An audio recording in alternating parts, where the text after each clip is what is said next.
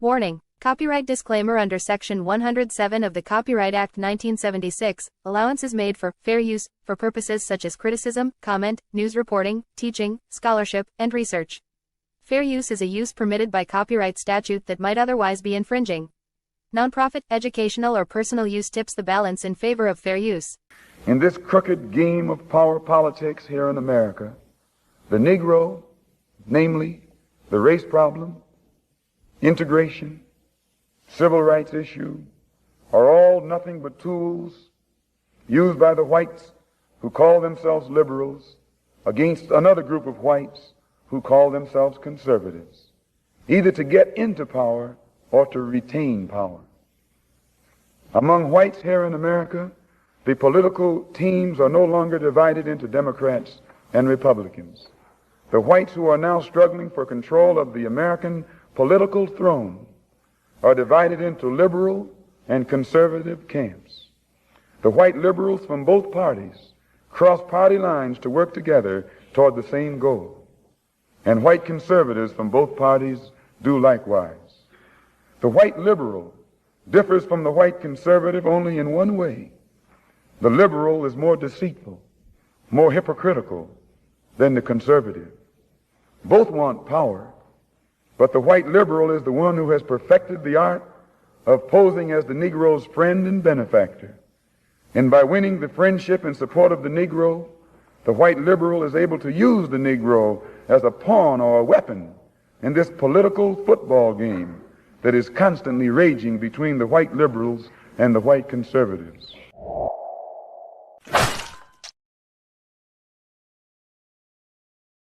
What it do, family and friends? Welcome back to the Church of Black Power. If you're not subscribed, go ahead, hit that subscribe button along with the notification bell so you can be notified whenever videos like this drop. Please make sure you're hitting that like and share button so we can beat up the algorithm. Make sure we get this message out to the ears that need to hear. And if you have not done so yet, please click the link in the description, go to change.org and put your signature on the petition for reparations. And with that being said, family, first and foremost, I like to take the time because I've been getting a lot of messages from, the family and people who are sub to me.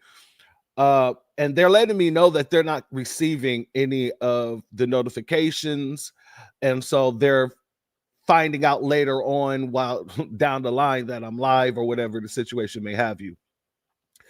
So because of that situation, I have created a Telegram account. I have put the link in the description. Also, I have pinned the link in the comments. So if you're having any of those issues, join the Telegram. Whenever I go live, I'm going to be sending notifications through the Telegram. Also, you'll be able to use the Telegram in order to send me stories and things like that. And that way it doesn't get buried within all the emails that I receive. So, like I said, family, if you're having issues getting the notifications, there's a Telegram pinned to the link. The link to the Telegram is pinned in the comment section. And like I said, I'll be using that moving forward in order to send out notifications. That's one. Number two, family, we got to talk about what happened yesterday. Because yesterday was the 14th. It was my aunt's birthday, George Floyd's birthday. And also it was the birthday of one bigoted racist who didn't protect his neck, Charlie Kirk. And yesterday, they had a ceremony for Chucky at the White House. And Donald Trump gave Chucky the Medal of Freedom. Now, a lot of people, they have a problem with it, him receiving the Medal of Freedom. To be honest with you, I don't have that same issue.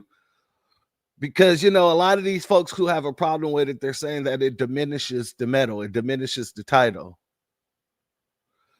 Well, Hillary Clinton and Rudy Giuliani has medals of freedom. So, how much more can we, diminish the medal?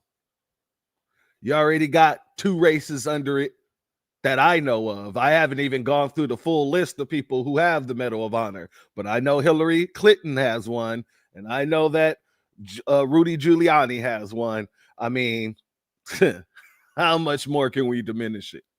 I'm just saying. But that's just me, though. I can understand some people's thinking, but me, I'm like, well, you already got races there. What's one more? I don't really care, to be honest with you. What it does show, though, is the direction that these white supremacists would like the United States to move in. From the Republicans to the Democrats, no in between. They're both on the same path. They both have the same ideology on where they want the United States to go. And it's not in favor of foundational Black Americans. Let's be very clear about that. Well, Malcolm was talking about this little tug of war for power between the liberals and the conservatives. He spoke about them being the same folks, just like everyone in the new Black media do. Just so that nobody will be fooled to thinking one is better than the other. Because neither one are. We didn't sit here and witness both of these parties get on code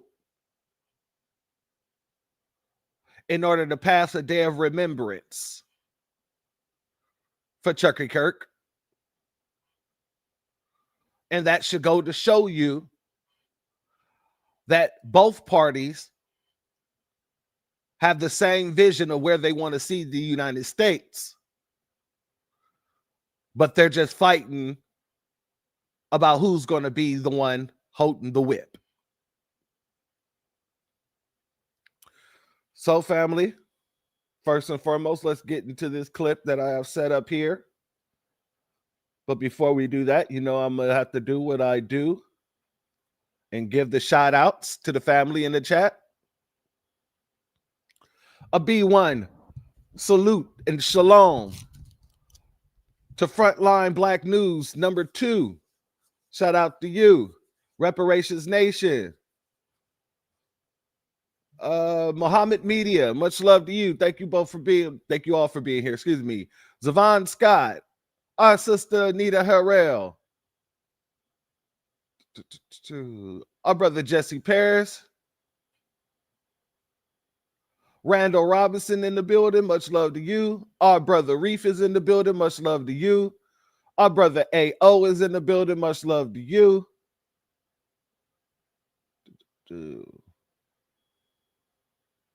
Want to make sure we got everybody here. Black RU is in the building, much love to you. Our sister Shamika Gray is in the building. Shalom, much love to you.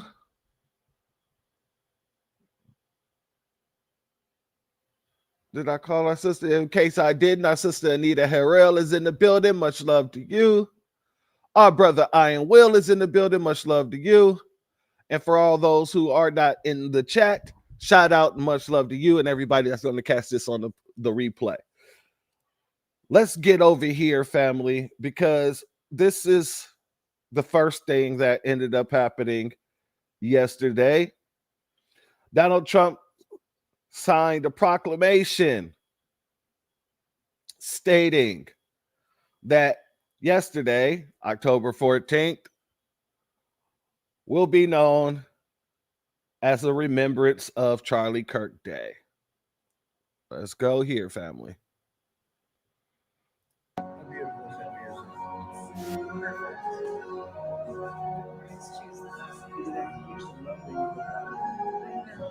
Remember Charlie down on the patio? He could sit there all night long listening to this music.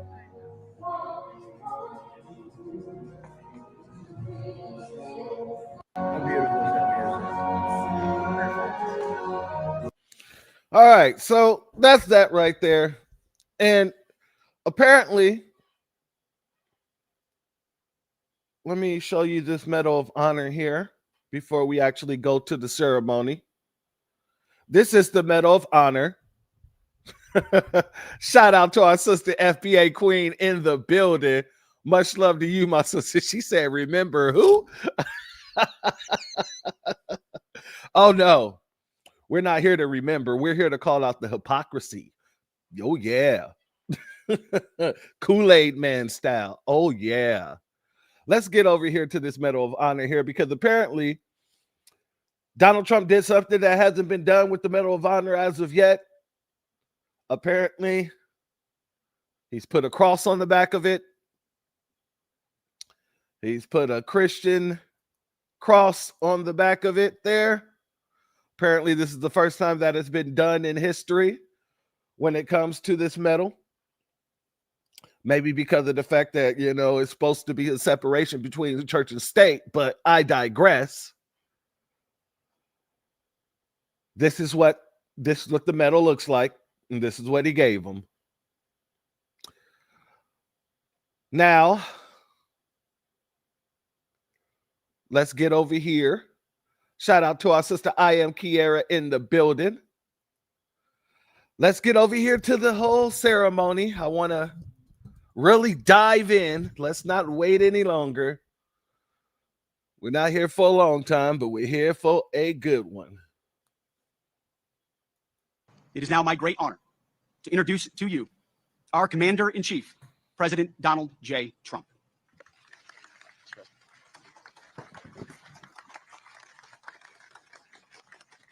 Thank you. Thank you very much, everybody. Thank you very much. Before we begin, let me express the horror and grief so many Americans at the heinous assassination of Charlie Kirk have felt. Charlie was a giant of his generation, a champion of liberty, and an inspiration to millions and millions of people.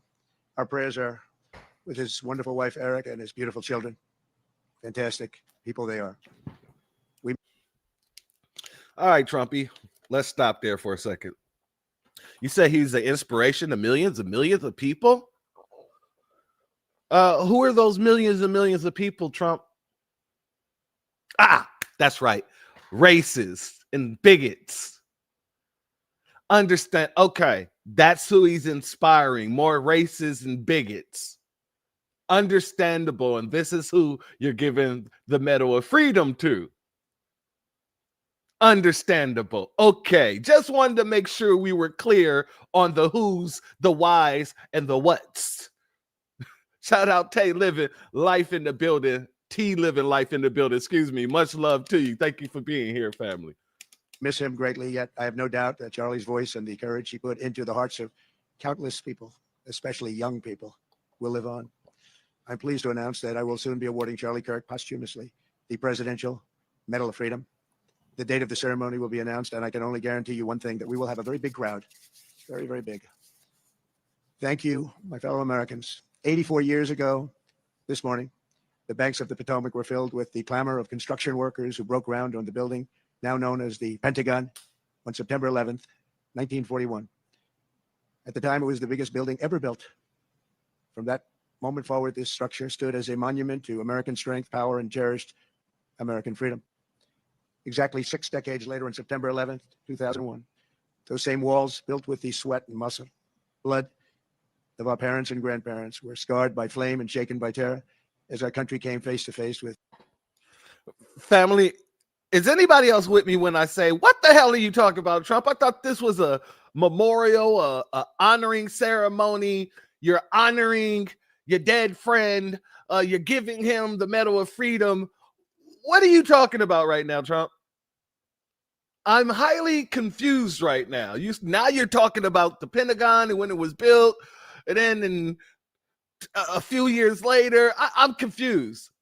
What are we here for today?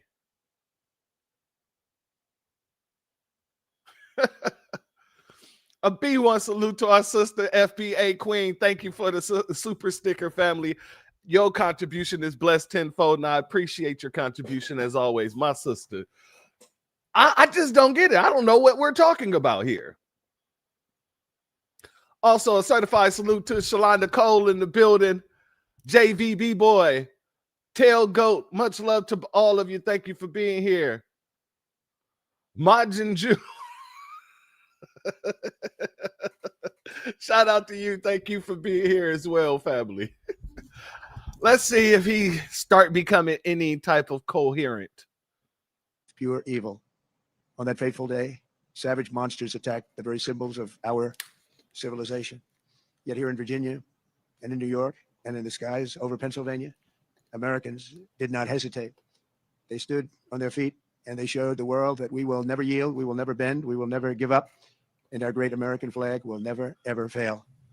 That terrible morning 24 years ago, time itself stood still. The laughter of school children fell silent.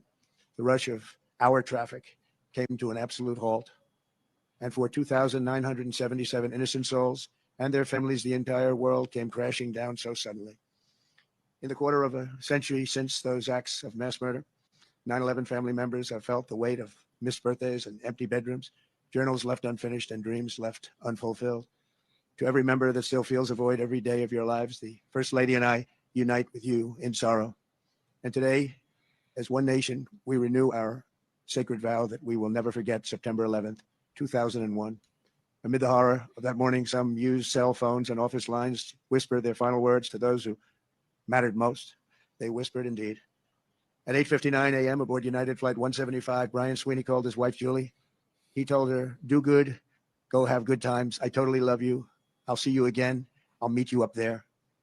4 minutes later, his plane hit the South Tower of the World Trade Center. At 9:12 a.m. aboard American Airlines. I'm confused, family. What are we talking about here? I thought we were talking about Chucky Kirk. What is going on?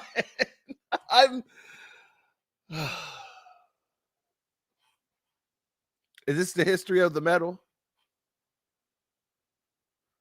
I hope this is the history of the metal or something. Flight 77, Renee May called her mom. Just the day before, Renee had learned that she was 7 weeks pregnant, but she never got the chance to share the news. She simply said, I love you, Mom. 25 minutes later, Renee's plane struck the Pentagon. So violent, a strike it was. At 9:53 a.m. aboard United Flight 93, Elizabeth Waineo called her stepmom. They're getting ready to break into the cockpit. What do I do? I love you so much. They're going to break in.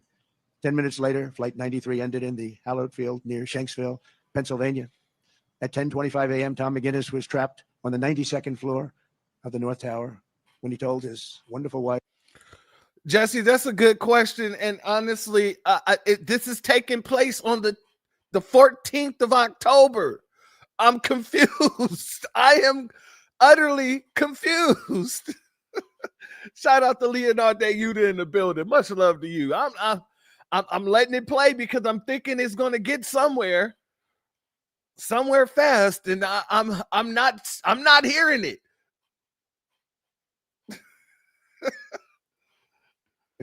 Elena, on the phone, there are people jumping from the floors above us. We get out of here, it'll be a total miracle. I love you, darling. Take care of Caitlin, beautiful daughter. 3 minutes later, the tower fell. Out of the ash, we witnessed the awesome power of that incredible love.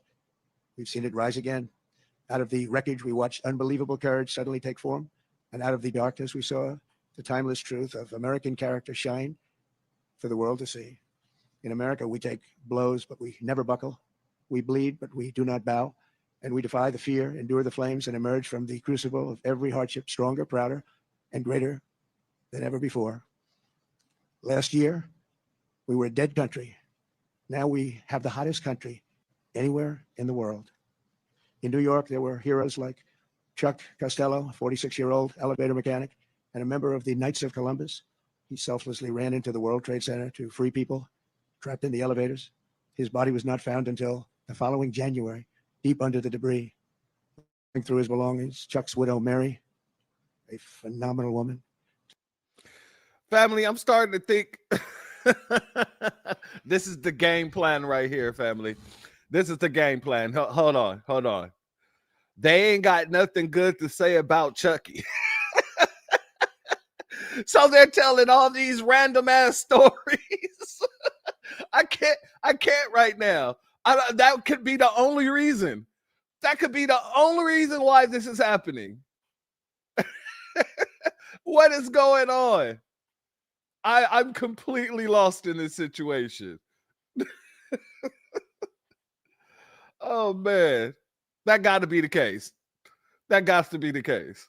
Discovered a personal prayer written in his own words. Help me to light the way for those in the dark. And when I enter the darkness, let me not panic, but patiently wait to remember the light. Beautiful words. When the time came, Chuck ran boldly into the darkness of hell on earth, and now he shines in the light of heaven above. We remember him this morning. That day we learned that the American heroic spirit was all around us.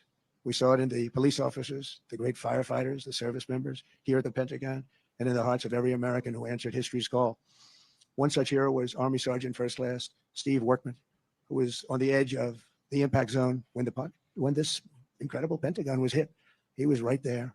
After leading hundreds of people to escape routes, Steve turned back and plunged into the inferno itself. Pushing through the debris, he came upon a severely burned Navy lieutenant, the only survivor from the Navy Command Center. Only one. The wounded lieutenant looked into Steve's soul and said, "Don't let me die." Steve replied, "I won't. I've got you. Just hang on." He wheeled the lieutenant out of the wreckage on the back of a maintenance cart before getting in the ambulance and taking him to Walter Reed Hospital. That man Steve saved, Lieutenant Kevin Schaefer, went on to join the elite team of CIA operatives who located Osama bin Laden. Steve, you're an American hero. We appreciate it. We appreciate what you've gone through. Please stand. Okay, so that whole story was because of the fact that the dude was in the audience? I thought you were there to honor Charlie Kirk. This is okay. All right. Let me let him live. That's just crazy to me. You're there to honor Charlie Kirk, but you spend over how many minutes is this? 9. We at 9:30. You spent all of 1.5 minutes talking about Chucky, and then you spent the rest of the 8 minutes that you had speaking about this dude that's sitting in the audience. Who's getting the goddamn medal?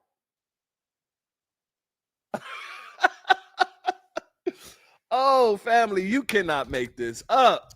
This is hilarious. Yeah, I don't even know Steve, but he must be embarrassed as hell. What the hell Steve doing there? If this supposed to be about Charlie Kirk, why is Steve there?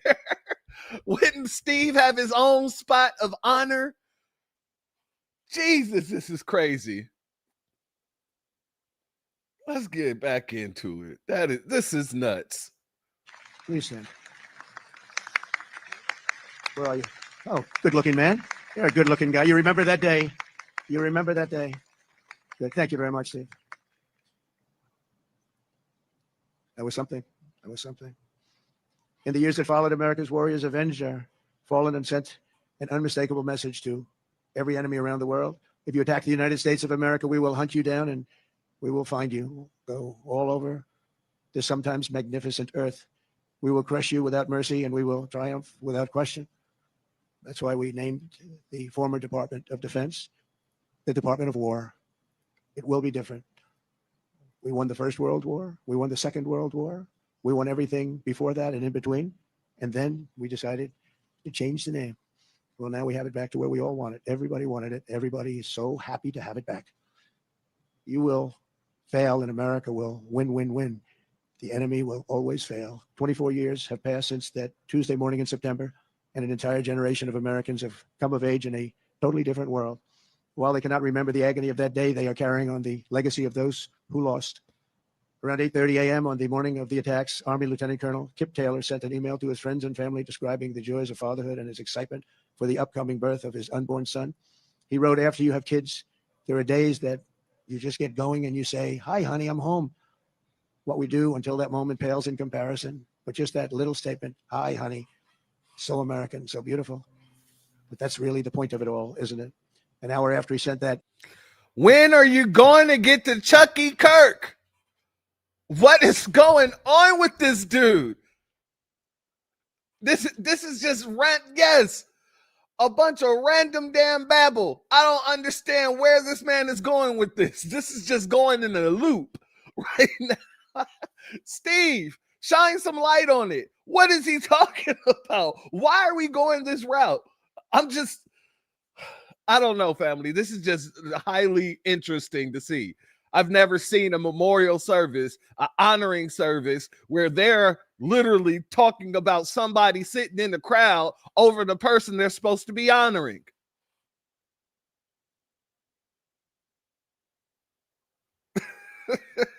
Exactly. Charles who?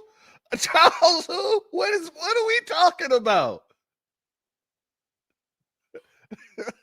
Shout out to Shalonda. She said wowzers can't talk about Biden no more.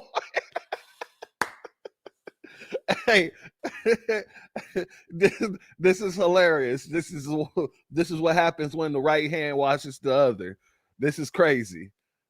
Let's let him continue. Email Flight 77 flew into Colonel Taylor's Pentagon office and claimed the life of a very proud father and true patriot. 6 weeks later, on October 25th, 2001, Colonel Taylor's son, Luke, was born. Luke then tragically lost his mom to cancer when he was just 2 years old, leaving him to be raised by his father's brother. As a young boy, Luke asked his uncle about the folded flag on the bookshelf. And when he learned about his dad's decades of devotion to the Army and the horrors of September 11th, that's when he learned. Luke carried that memory with him and joined the ROTC as a college freshman. He graduated just last year, and I'm pleased to say he is with us today as a second lieutenant and doing very well. He's rising quickly in the infantry, preparing for Army Ranger School. The spitting image of his dad, they say, Luke says that every time he puts on a uniform, he feels connected to his father and to our country. But it was a father he never knew. Luke, your parents are together in heaven, and they could not be prouder of the man that they have produced. They produced you. Those two great people produced you. This man got a story about everybody in the crowd. This is wild.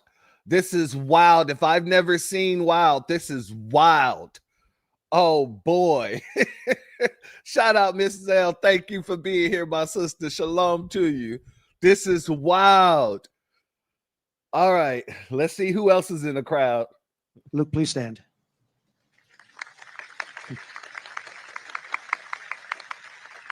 Thank you, Luke. You look good, Luke. You look good. They're looking down on you. They're very proud. This morning, we recall the light of America's best and bravest and the love that they showed in their final moments. In their memory, we make a solemn pledge and a noble promise. We will honor always our great heroes. You are our heroes. There's a group of people that don't want to talk about our heroes, but we will always talk about our heroes. And that's the way our country is, and that's the way the people feel. We will defend the nation they served, the values they upheld, and the freedom for which they died. We will support our troops, we will protect our families, and we will preserve the American way of life for every future generation. We will build taller, grow stronger, fight harder, and soar higher. And together we will go forward as one people with one heart, one faith, one flag, and one glorious destiny under Almighty God. May God bless the memories of those who died and the heroes who fought and the soldiers who still stand watch. May God bless the United States of America. Thank you very much. Thank you. Thank you.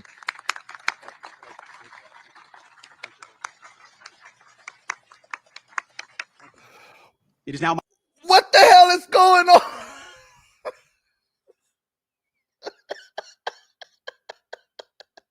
Family, did I pull up the wrong clip or something? I'm so freaking confused. This is supposed to, man, let me hold on. Give me a second, family, because I feel like I pulled up the wrong clip.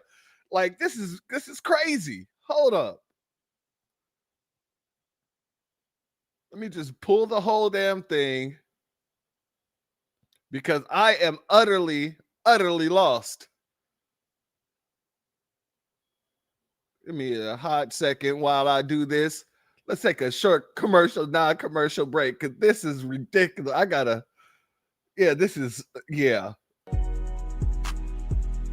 Introducing the B1 Rolodex, the easiest way to search for and support FBA and B1 businesses. Hundreds of entries from the Black grassroots for the Black grassroots. Free to use, free to download, constantly updated. Trouble navigating the document? Try using the map version. Notice a business missing? Use this simple Google form to submit an FBA or B1 business.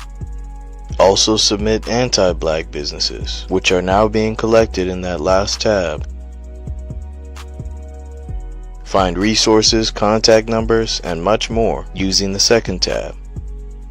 All the info you need to start practicing group economics today. Go to blacktruthunited.com. That's blacktruthunited.com. They say doing the same thing over and over again and expecting a different result is insanity. I say it's stupidity. We as Black Americans have been voting for the Democrats with over 90% of our votes going to them for the past 60 years. And what do we have to show for it?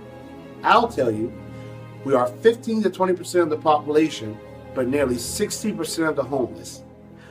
We have aborted over 20 million of our black babies. Our wealth is heading backwards, and we own less homes now than we did during Jim Crow. I'm not saying vote for the Republicans. I'm saying don't vote for any party. Vote for good policies. If anyone comes to us and they ask for or demand the black vote, you tell them to show me your black policies.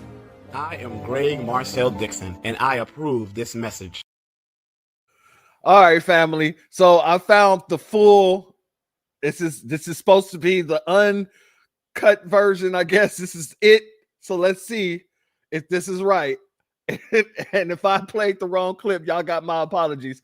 But you know, that was a good laugh, even though. Let's go and let's.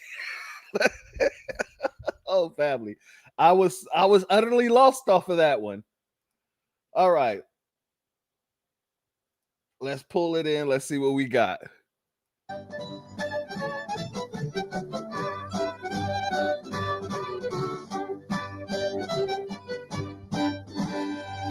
All right. I think I had the wrong one, family. My apologies. That one's on me. I was just I knew there was something wrong. He listed everybody in the damn. I didn't hear Charlie not once. That was crazy. Shout out to Don. Thank you for being here, family, as well as Brenda Thompson. Thank you for being here, family. All right, let's get into it. Now that we're back on track here. We're on track. All right. Whew.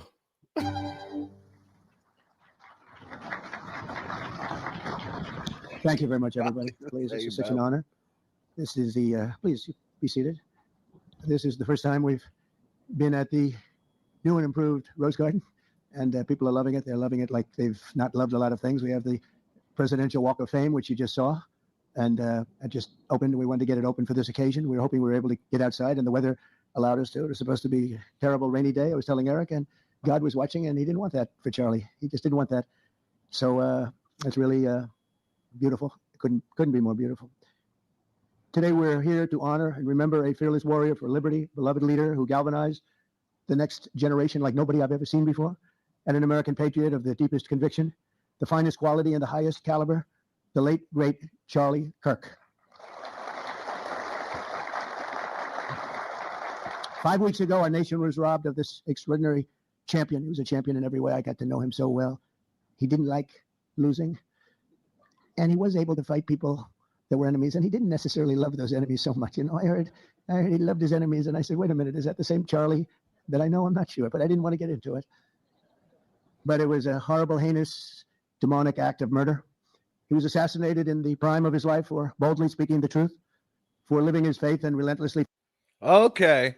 All right. Now we can get into it. Shout out to Tatiana. Thank you for being here, family, as well as our brother Tori and Rain in the building. Much love to you. Thank you for being here, family. All right. So the other video clip apparently wasn't this, but still the other video clip, he did say the same damn thing. Basically, that he galvanized a whole bunch of people, and he's going to be remembered as this huge figure who millions of people want to be like, the bigoted racist, you know, that he was. Okay, let's move forward. Just wanted to be sure here. fighting for a better and stronger America. He loved this country. And that's why this afternoon it's my privilege to posthumously award Charles James Kirk our nation's highest civilian honor, the Presidential Medal of Freedom. Thank you. As you know, only hours ago, I returned from a very historic trip to secure peace in the Middle East. People said that couldn't be done. Charlie felt it could be done. Charlie felt it could be done. Thank you. Thank you. Thank you very much. But I raced back halfway around the globe. I was going to call Erika and say, Erika, could you maybe move it to Friday? And I didn't have the courage to call. But you know why I didn't call? Because I heard today was Charlie's birthday. And I said, that was a definite. And I said, we're going to have to forget about some of those very big, very rich countries that expected me to be there. And I can tell you, based on the length of that flight, I wouldn't want to go back tomorrow. But I would not have missed this moment for anything in the world. Nothing. And it's a very important time for our country. And our country is doing so well. It's never done better. We are a country with almost now $18 trillion of investment coming in. Nobody's ever seen anything like that. Previous administration had less than $1 trillion for 4 years. We have more than 18. It'll be much more than 20 by the time the year. More than $20 trillion. There's never been a country in the world that had anything like that. What's happened to our country is incredible in a short period of time. Charlie was a big person for. Sir, can we close up those borders, please, a little bit? Family. All right. For those who saw the other clip and who's seeing this now, did it take long before he went from talking about Charlie to once again babbling about something that we had, like, it had nothing to do with this whole ceremony? It went from Charlie to talking about, the country, we're hot again. We're hot. It's basically the same damn video clip. I didn't even have to switch over. I didn't even have to switch over, family. This is crazy. They're really leaking badly. I said, Charlie, I haven't gotten there yet. But, it came out the last 4 months. Literally nobody was allowed into our country. And the only people that were allowed in were people that came in legally. The borders are absolutely stone cold closed. And they reported 0, 0, 0, and 0. So that's pretty good. But he was a big believer. He wanted people in the country more than I did, frankly. He wanted them to come in legally. And he got his wish. October 14th is Charlie's birthday. And he should have been turning 32 years old that day. When I first met him, he was like 22. And I said, boy, he's awfully young. But I thought he was older than that. He looked a little bit older than his age. That's okay. Yeah, we all say the same thing. Even Trump feel like that man was an old ass man and with a young man's age. That's crazy. It's not good when you're old, but when you're young, it's great. He had the best of all things, but he was special. But instead, Charlie is attaining a far more important milestone. We're entering his name forever into the eternal roster of true American heroes. He's a true American hero, an amazing person. Why is he a true American hero, Trump? What makes him a true American hero? He never went to war. He's never stood on the front lines for the country. I've never seen him, he wasn't an ambassador. He wasn't brokering peace deals. What is it that makes him a true hero?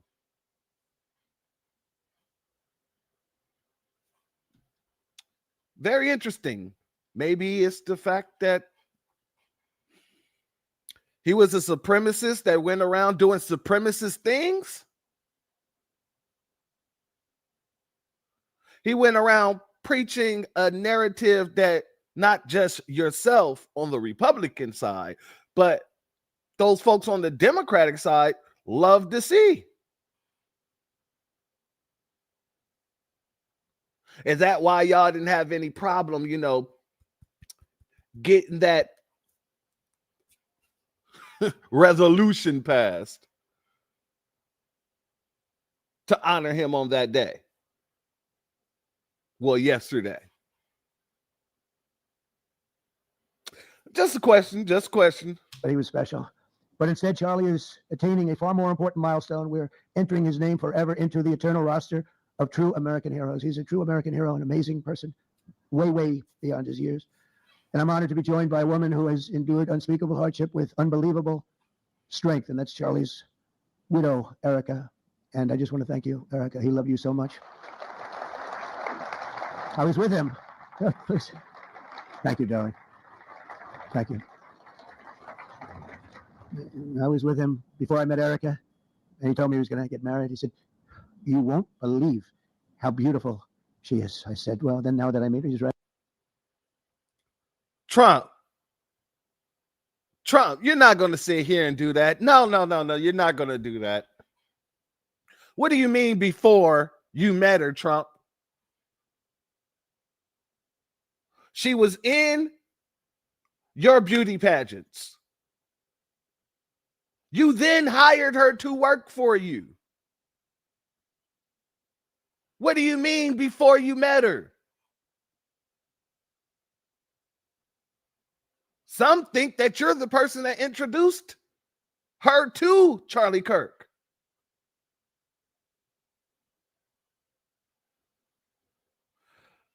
Family, we're going to get into that too.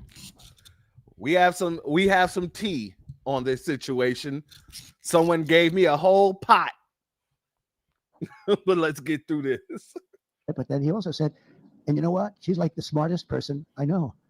See, they do go together on occasion. Not often, but on occasion they go together. But he was in love with you. He was deeply in love with you. It's great. Erika, your love and courage have been an inspiration to all of us, and we will always be here for you, and we're always going to be here for your gorgeous, beautiful children, and we'll never forget what your family has sacrificed for our country. Man loved our country. When things were going badly for our country, he was so, as you know, angry. He would get angry because he said it doesn't have to be that way. We're also pleased to be joined by an incredible group of Charlie's friends, very powerful friends, actually, and some not so powerful, and they're actually better people. Okay, I know about that. The less powerful ones, I have to tell you that, all of you power guys down here, the best ones in the group are the ones that are less successful, but that happens too. No, they're all great, and they're here. And let's start with Erika's father. Where is Erika's father? Where are you? Where are you, Dad? Oh, look at him. Wow. I want to get a hat like that, too. I like that. How are you? Nice to see you again. Thanks as well to Vice President J.D. Vance, who's been fantastic. J.D., thank you very much. Great. Doing a great job. Did a great job on Sunday with George Slapadopoulos. I thought, put him away pretty good. Second lady, who's a phenomenal woman, Usha Vance. Thank you very much, Usha. Thank you very much. Great woman. President of Argentina. He wanted to be here. That's Argentina's a serious plight, right? And he's become a superstar, and he's doing amazing things. It's he's a MAGA person, but it's make Argentina great again. That's what he does, right? And I want you to stand, please, Javier Milei. Doing a great job. Thank you very much. Many members of my cabinet are here. Just about all of them are here. I won't go into every single one of them, but I'll announce a few of the people that have really turned this country around and helped me. Incredible people. Speaker of the House, Mike Johnson. Where is Mike? Once again, this isn't about Chucky Kirk. This is the same thing he did in the other video where he's sitting there. He got a story about everybody in the damn crowd all of a sudden. Once again, he went from talking about Chucky to pointing out people who's helping him in his cabinets. Is this just another rally? Exactly. Who in the hell is Javier? Who in the hell is Javier? Exactly. Different cast, same script. This is I didn't even need to change the video. That was the Most High right there. I couldn't write that script myself. The Most High made sure that other video clip played before this, so we'll have something to really laugh at. This is ridiculous. Exactly. Narcissist. He's making this about what he's doing for the country rather about the person that's supposed to be receiving the medal, Chucky Kirk. Not that I care, like I said. It's just hilarious as hell to see. Yeah, exactly, my sister. They have nothing. They don't have a damn thing that they can actually say. No nice words, some real nice, substantial words about Chucky. You got to talk about everything else under the sun because you can't tell us why he's a damn hero and why are you giving him the Medal of Freedom? But then again, you did give Tiger Woods the Medal of Freedom too. So, yeah. But anyhow, let's get into it. What a job you're doing, Mike. What a job you're doing. And I watched you this morning, and you're in there trying to say, look, just let the country open. Everything will be fine. We're dealing with some radical left lunatics. And I just wish Charlie was here to fight us. I think the fight would have been over already. He would have had a march on the Capitol by people whose average age is about 21, because there's nobody that had that relationship with young people. Trump, are you advocating for another January 6th situation? You know you're not beating that allegation. You're not helping any of the allegations on you when it comes down to you inciting that J6 situation. That's wild.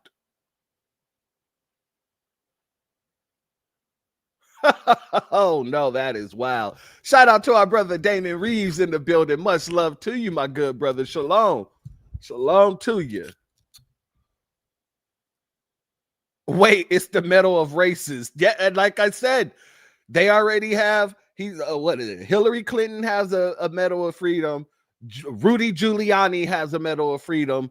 You might as well just, rename it the medal of races. That would be a proper, title for that. A more proper title.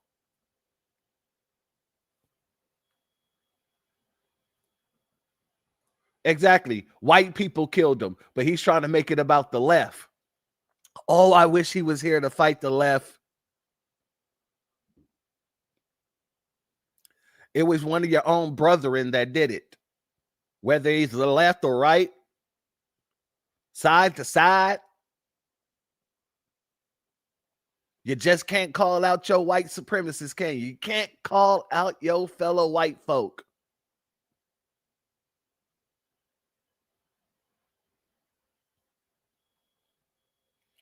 Right, Mike? So thank you, Mike, for being here. House Majority Leader Steve Scalise. Steve, thank you very much. A brave guy and a friend. House Majority Whip, another terrific man, Tom Emmer. Thank you, Tom. Senate Majority Whip, John Barrasso. John, thank you very much.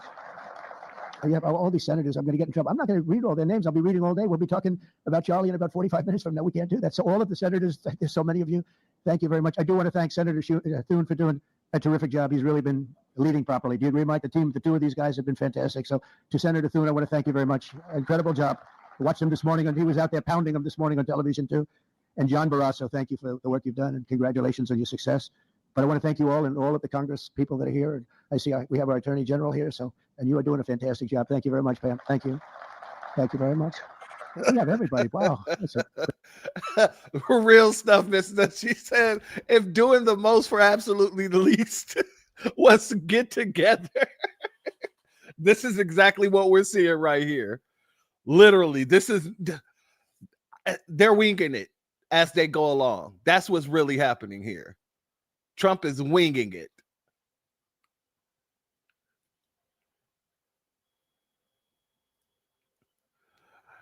Didn't Erika say this is the best gift Charlie has received in 7 years they've been married? So she has been giving him. So what has she been giving him for his birthday all those other years prior? I do not know. But I'm going to be honest with you. Her even saying the best gift in 7 years. Don't they have children together?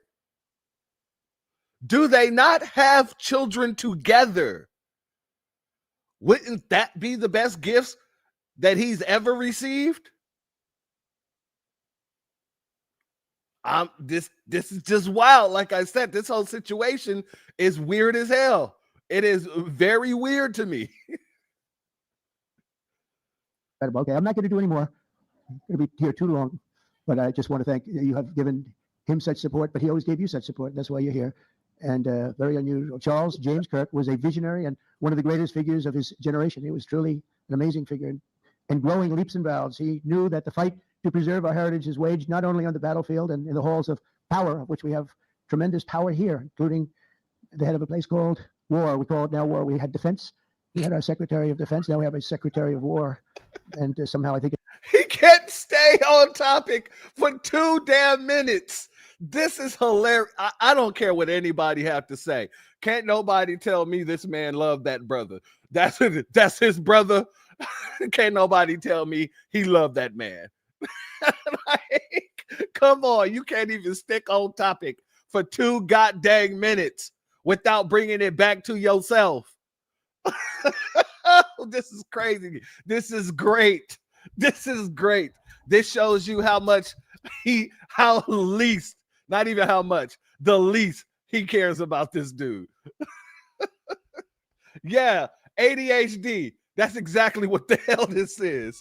I ain't seen a better example of it. This is definitely ADHD.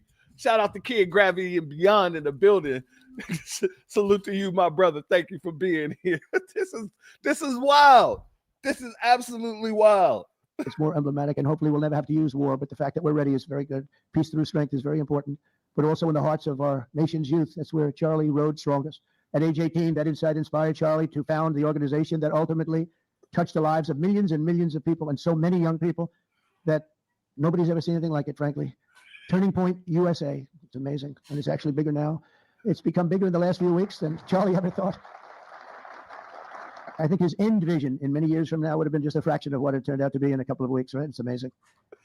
You ain't right for this, Hebrew. Shout out to Hebrew Native for this. He said no, in 7 years, it obviously wasn't her coochie. That is messed up and wild. It's the bubblegum metal. This is ridiculous. Oh, she gifted him hitmans, huh? Allegedly, kid. Oh, geez, this is hilarious. Hard work and joyful spirit and endless enthusiasm and determination. And he did have great enthusiasm. You know, I always say you need enthusiasm to be successful. He had great enthusiasm. Charlie grew Turning Point into the largest conservative youth organization in the entire country. He forged a personal bond with countless young conservatives. He fought for free speech, religious liberty, strong borders, and a very strong and proud America. In everything he did, he put America first. He really put America first. And ultimately, Charlie. Trump. So putting America first is going from college to college, antagonizing your black citizens, spreading outright dumb-witted lies about your black American citizens, perpetuating harmful stereotypes consistently about your black American citizens. This is what are you serious? Do you really want to say that? Well, you already said he's being put in the annex of the heroes. So, you know, that's even wilder, I guess. Became more than a leader of an important organization. He became the leader of historic movements all over the country. There were movements, individual movements, one movement, but it was historic. What is being pushed in that movement? What is the messaging in that historic movement? Donnie boy. Anti-black racism, amongst other things, but I don't care about those other things. I'm a black man, so I focus on what the hell pertains to me. His movement's message is anti-black racism.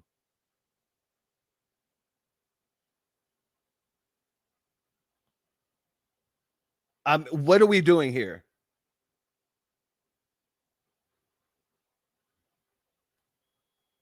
Thing he did was historic and a true evangelist for the cause of freedom and the word of Almighty God. God was very important to Charlie. He would say, you know, if you don't have religion, you're not going to have a strong country. It's true. He was so wise beyond his years. You know, I talk to him sometimes and say, this guy is like a young guy. He was really a wise man. From the time Charlie worked on my presidential campaign in 2016, he was there right from the beginning. He liked me. I don't know. I have no idea why. What the hell was he thinking? He said, you're going to win, sir. I said, you know, I'm running against 17 senators and a lot of tough people and governors. We have all these people. And he said, no, you're going to win, sir. He said, not going to be close. And he made it happen. He helped make it happen. I'll tell you that. Without him, who knows what would be. Maybe you'd have Kamala standing here today. That would not be. So you're giving Chucky Kirk the credit for black Americans sitting out both elections that you were running in? That's interesting. I would guarantee you one thing. If you didn't run again, whoever was running in your place, if they were going up against Kamala, they would have won too. I want to make that very clear. It didn't have nothing to do with Chucky Kirk. It had everything to do with the background of Kamala Harris.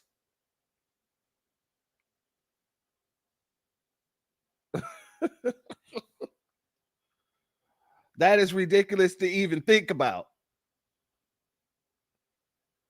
A goddamn podcaster, an anti-black bigot, made sure you got in the White House twice in a row, is what you're saying. Okay. All right, let's continue. Good. I will tell you, Javier, you don't know who Kamala is. Promise. It would not be good. You agree with that, Howard? He also mobilized countless citizens to go vote. It's called Go Vote. Very simple. And with his help in 2024, we won more young people than any Republican by far in the history of our country. And we won the popular vote. We won the swing states, all 7 of them. Remember, they said, oh, well, if Trump could win 4, that would be nice. I win 7 by a lot, by a landslide. But the popular vote was massive. And we won the electoral college. Remember, they said, well, it's going to be very hard. I'd say 270. Well, we got 312 to 226. And then we won something called districts and councils and different things. But in one case, we won 2,750 to 525.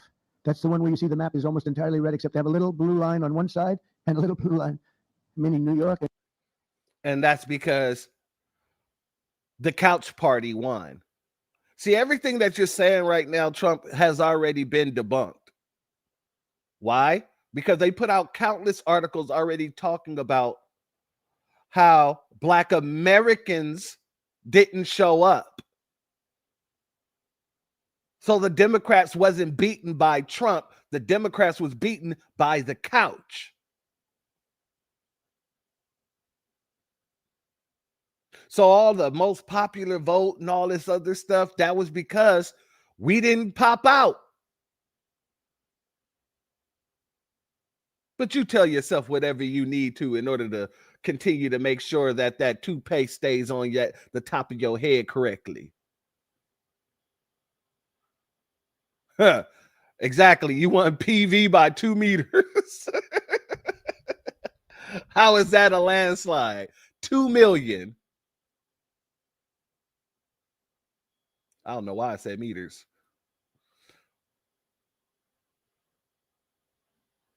Oh, yeah. I agree with you 100-fold. It's absolutely disrespectful, but look who it's coming from. So, you know, it is what it is. And a little bit Los Angeles. I have a feeling that if the vote were 100%, we would have won that too. You want to know the truth. But he knew very well, and he also understood honesty, and he was always concerned with honesty. He said the only way we can lose is if the cheating gets so bad, and that's where we came up with a little phrase, too big to rig. We said, go out and vote. Just go out and vote. And we had that. Remember, we used to say that all the time because people would say, oh, they're going to win. We don't have to vote. Let's go to a movie. We'll come home and watch later. And he wasn't about that. So we come up with really together. We came up with that phrase. We got to make it too big. I never made a speech where I didn't say at the end, now look, the polls are showing good. Don't believe the polls. He said, we're going to make it, Susie, right? Too big to rig. So if you think we're going to win by a lot, doesn't matter. Pretend we're losing. You got to go out and vote. They voted. And at 9:02, the whole thing was over, right? 9:02. Remember, they said, oh, this could go a few days. Well, went a few minutes. 9:02. And he knew that. And I felt it, but he knew it. He knew it. I think he knew it. Trump, are you saying that even in 2024, you think that the election was being rigged? Even though you won? You believe the election was being rigged? Oh, wow.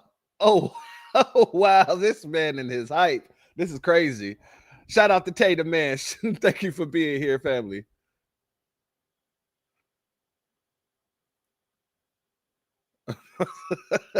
Midterms are next year. The 3 govs racing will hurt them if they lose them. Yeah, I'm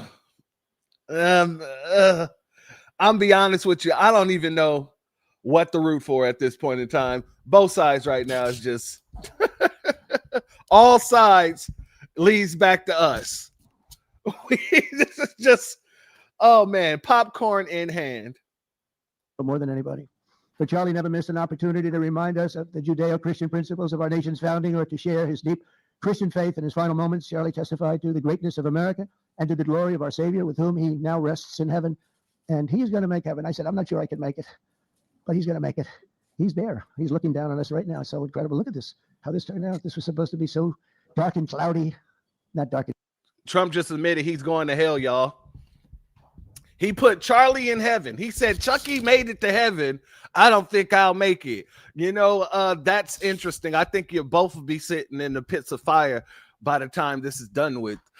That's just my humble opinion. Now, it's not up to me to judge. Only the Most High knows. But, I don't think he made it up them stairs. I don't think he was able to climb the stairway to heaven, to be honest with you. Wasn't no step by step. I think he took the scenic route. It was more like a slide. You know what I mean? That's how I think. That's what I believe. Claudia said, look at that, how beautiful that is. There's no artist that can capture it as beautiful as it is today. Wow, it's amazing. As I said, on the day that he was assassinated, Charlie Kirk was a martyr for truth and for freedom. And from Socrates to think. For truth and for freedom, ladies and gentlemen. For truth and for freedom. And nothing this man said out of his mouth was ever the truth. This man spit so many lies and got clowned for his shenanigans. It's ridiculous. When he thought that he had an upper hand on certain people, like, what was it? I think it was that damn debate he did. I think it was at Cambridge. He got chewed the hell out. That's your truth and freedom speaker?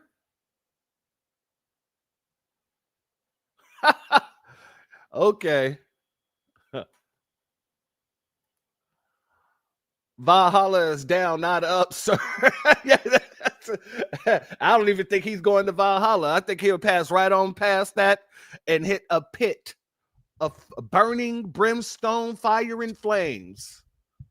That's just my opinion. It was Oxford. All right, thank you. Yeah, I just know he got his ass handed to him in real damn time by kids that he thought he was going to own.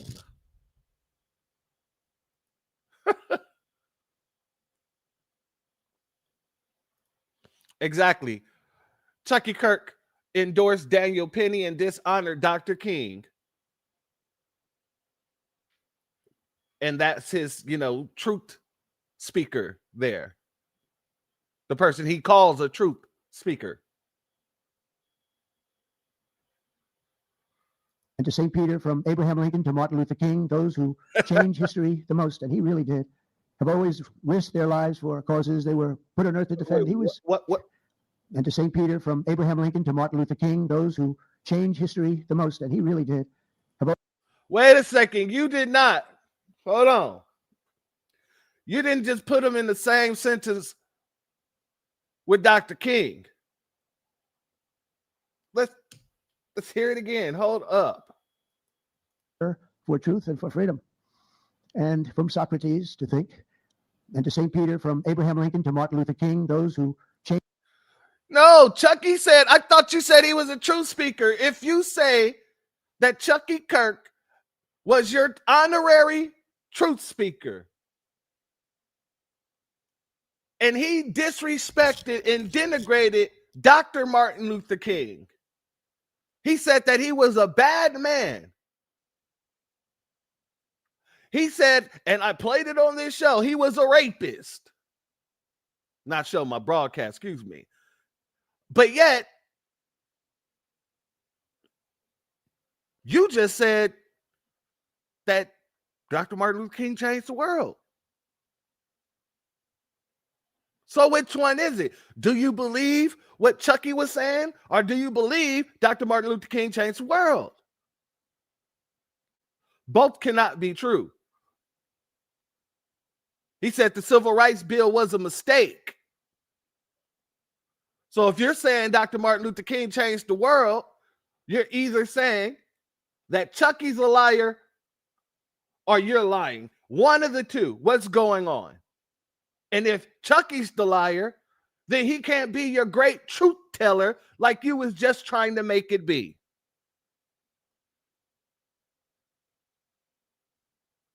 Interesting. Change history the most, and he really did, have always risked their lives for causes they were put on earth to defend. He was put on earth to do exactly what he was doing. He didn't want to waste time. He would have been a top student at any college in the country. I know the college as well. Except he wasn't. He didn't get into college. And then he dropped out the community college that he did attend. What are we talking about, Trump? What are you talking about? This is very, very interesting. This is very interesting. King, those who change history the most, and he really did, have always risked their lives for causes they were put on earth to defend. He was put on earth to do exactly what he was doing. He didn't want to waste time. He would have been a top student at any college in the country. I know the college as well. He's smarter than the guys there. He was so smart. But he almost, I guess, didn't have the time. It was, he knew what he wanted to do. It wasn't like, I want to... No, buddy. No, bucko. He didn't get into the college. Then he went around saying that some black woman took his seat. They're really trying to change the man's history.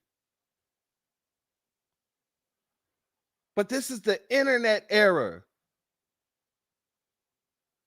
Everything that the man said and did is right here on the internet for our own eyes to see, our own ears to hear.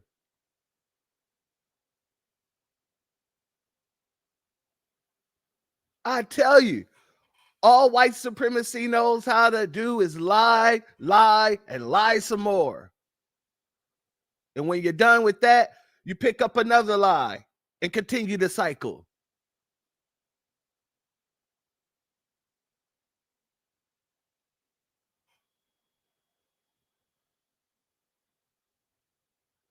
Sit in the classroom for 4 years listening to people teach me liberal principles, because they were never going to teach him that anyway.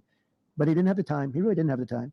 But every time the enemies of goodness and virtue tried to silence the voice of righteous and noble leaders like Charlie, they failed. They seem to fail. Ultimately, they look like they're doing well, and then they end up failing, because the truth has been unrelenting over the years, over history, and people like Charlie. Who tried to stop Charlie Kirk from speaking? And if you really want to keep it 100, if you want to look at it from that point of view, they actually succeeded if that's the case, because he's no longer here speaking. This is everywhere. This is everywhere, family.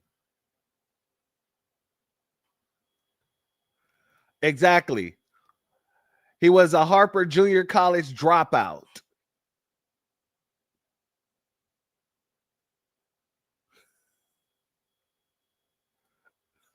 Shout out to David Reeves for this. He said, shit, church, America is the greatest lie ever told. Absolutely, absolutely.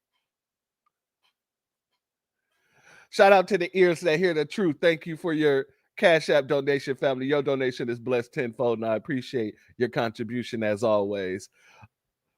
Thank you for being here as well. I didn't see you in the chat. You must be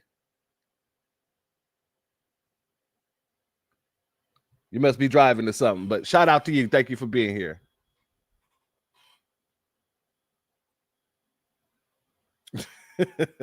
It's just they've got a power that others don't have, and very few people will ever have. So today, like those martyrs before him, Charlie's voice, his message, and his legacy are stronger and greater than ever before. They are greater than ever before. Notice how he just called that man a martyr. We've been saying they're trying to make this man a martyr. And that's what they're doing so that they can pass that on over to his wife. And she can run the whole TS USA or whatever the hell. Turning Point, TP USA, whatever. Yeah, it's starting to look a lot like Christmas, ain't it? Exactly. A symbol. Damn it being about, oh, we were friends. He liked me for some reason. I don't know why the hell he liked me. No, this is all about symbolism. So that you can use that symbol to do your do later. It's so apparent. So apparent. Look, this is a horrible event, but it brought out the greatness of Charlie. Nothing could have ever supplanted this. It's incredible the way people are talking about him, and with great love. I mean, I read so many stories about some of the enemies, but I watch the enemies, and it's hard for them to speak badly about him because they just don't. And then you do have people in the days since Charlie's killing. We've seen exactly why our country so dearly needed his example. We've watched legions of far-left radicals resort to desperate acts of violence and terror because they know that their ideas and arguments are persuading no one. They know that they're failing. They have the devil's ideology, and they're failing, and they know it. They feel it, and they become violent. They seem to become very violent on the left. They've rammed vehicles into federal law enforcement, fired sniper rifles at ICE agents, and me, But I made a turn at a good time. I turned to the right. Charlie couldn't believe it, actually. He said, Trump, read the damn room. What the hell? Look, I don't like Chucky Kirk at all, but damn it, Trump, read the damn room.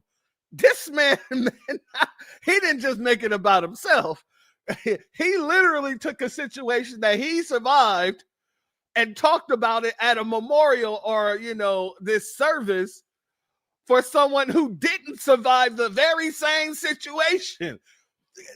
My guy, isn't his parents there? You're right in front of his wife.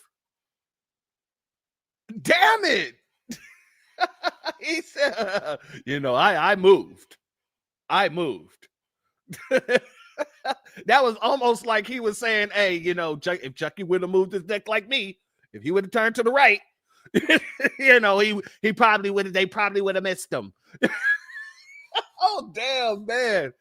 You cannot make this up. He's turning back into a Democrat live. This is outlandish, bro.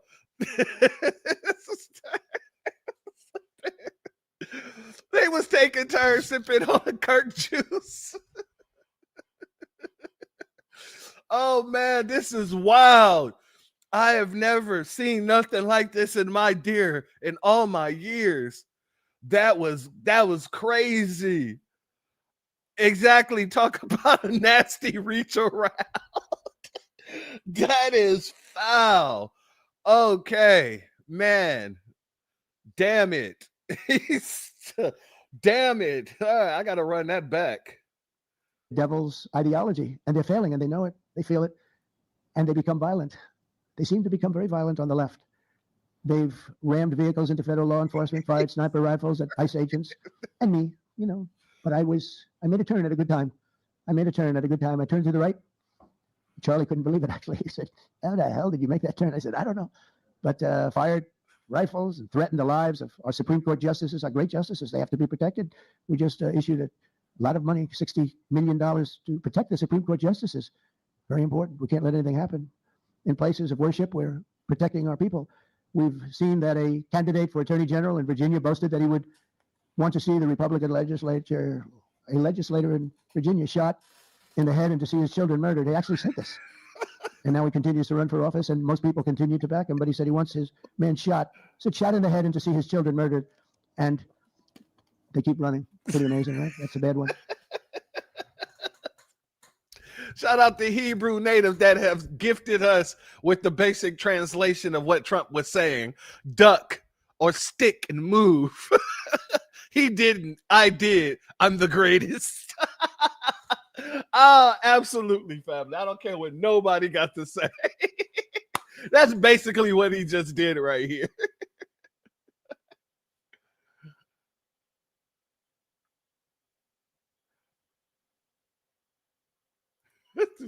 KG, what the hell? Sipping on that Kirk and Jews bibby.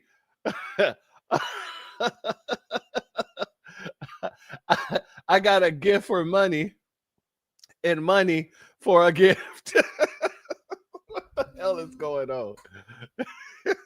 This is just too much. I don't know what's going on here. This is just way too much.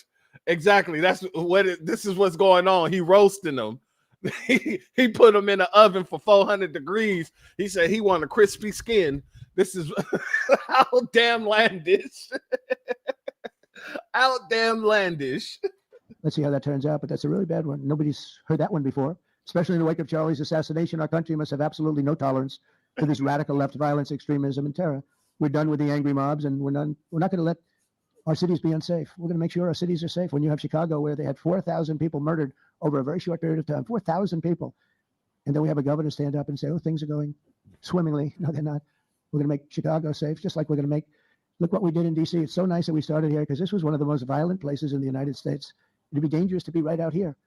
But you couldn't go to a restaurant. The restaurants were all dying. The whole place was dying. You'd have these gorgeous, look at the Washington Monument over there. You'd have these gorgeous buildings and monuments and structures. And people were afraid to leave their apartment. They were afraid to go to work. They'd get into an Uber and they'd feel safe, and then the Uber would be attacked. They thought they made it to safety, and then the Uber was attacked on the trip in.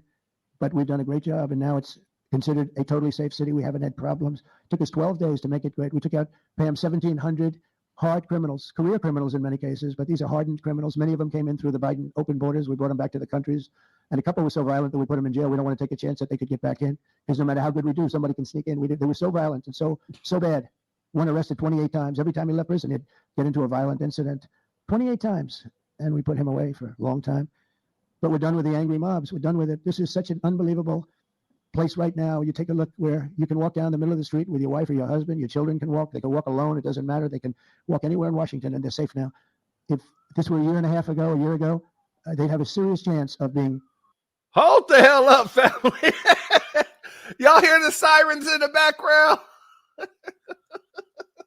Unbelievable place right now. You take a look where you can walk down the middle of the street with your wife or your husband. Your children can walk. They can walk alone. It doesn't matter. They can walk anywhere in Washington, and they're safe now. If this were a year ago, they'd have a serious chance of being badly hurt, even killed. They come in from Indiana. They come in from Iowa. They come from Florida to see their nation's capital, and somebody would have to call the parents, I'm sorry, but your son or your daughter's been killed. Not anymore. You hear those sirens going off? That's good. That's a good sound. That means they either got the bad guy or they're going to stop the bad guy. You didn't hear that sound because nobody wanted to do anything. Nobody. Listen to the beauty of that sound. Shut the hell up, Trump. Shut the hell up. See, he was just sitting there talking about how safe the city is. And, you know, it only took us 12 days and seconds. It wasn't even a freaking full Mississippi minute. When God dang it, you're hearing sirens in the background and he can't keep talking. He has to turn and address those sirens because that basically calls him a liar. That was the Most High saying, liar, liar, pants on god dang fire. So now he's talking about those are the good sirens. You know, that means they already got them or they're going to get them. If they already got them, they wouldn't have the sirens on, sir. And all police officers throw their sirens on when they're going to the scene of a crime. You don't know if they're going to get him. You don't even know what the crime is. That is, man, that was the perfect time. The Most High said, no, liar.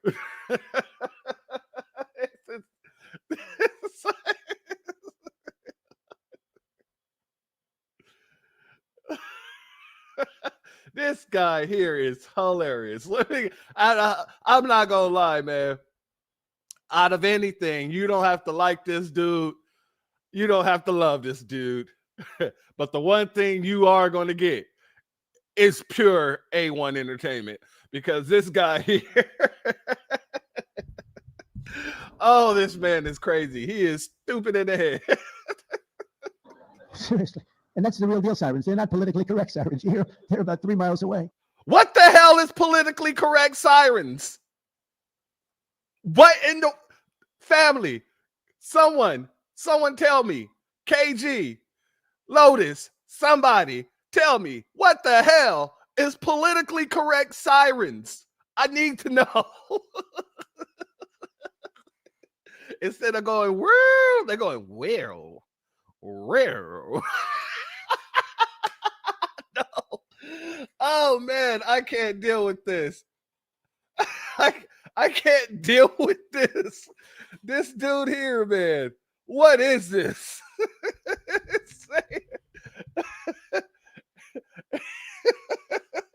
Insane in the membrane. A sick tiger. This is, I don't know what this man is talking about.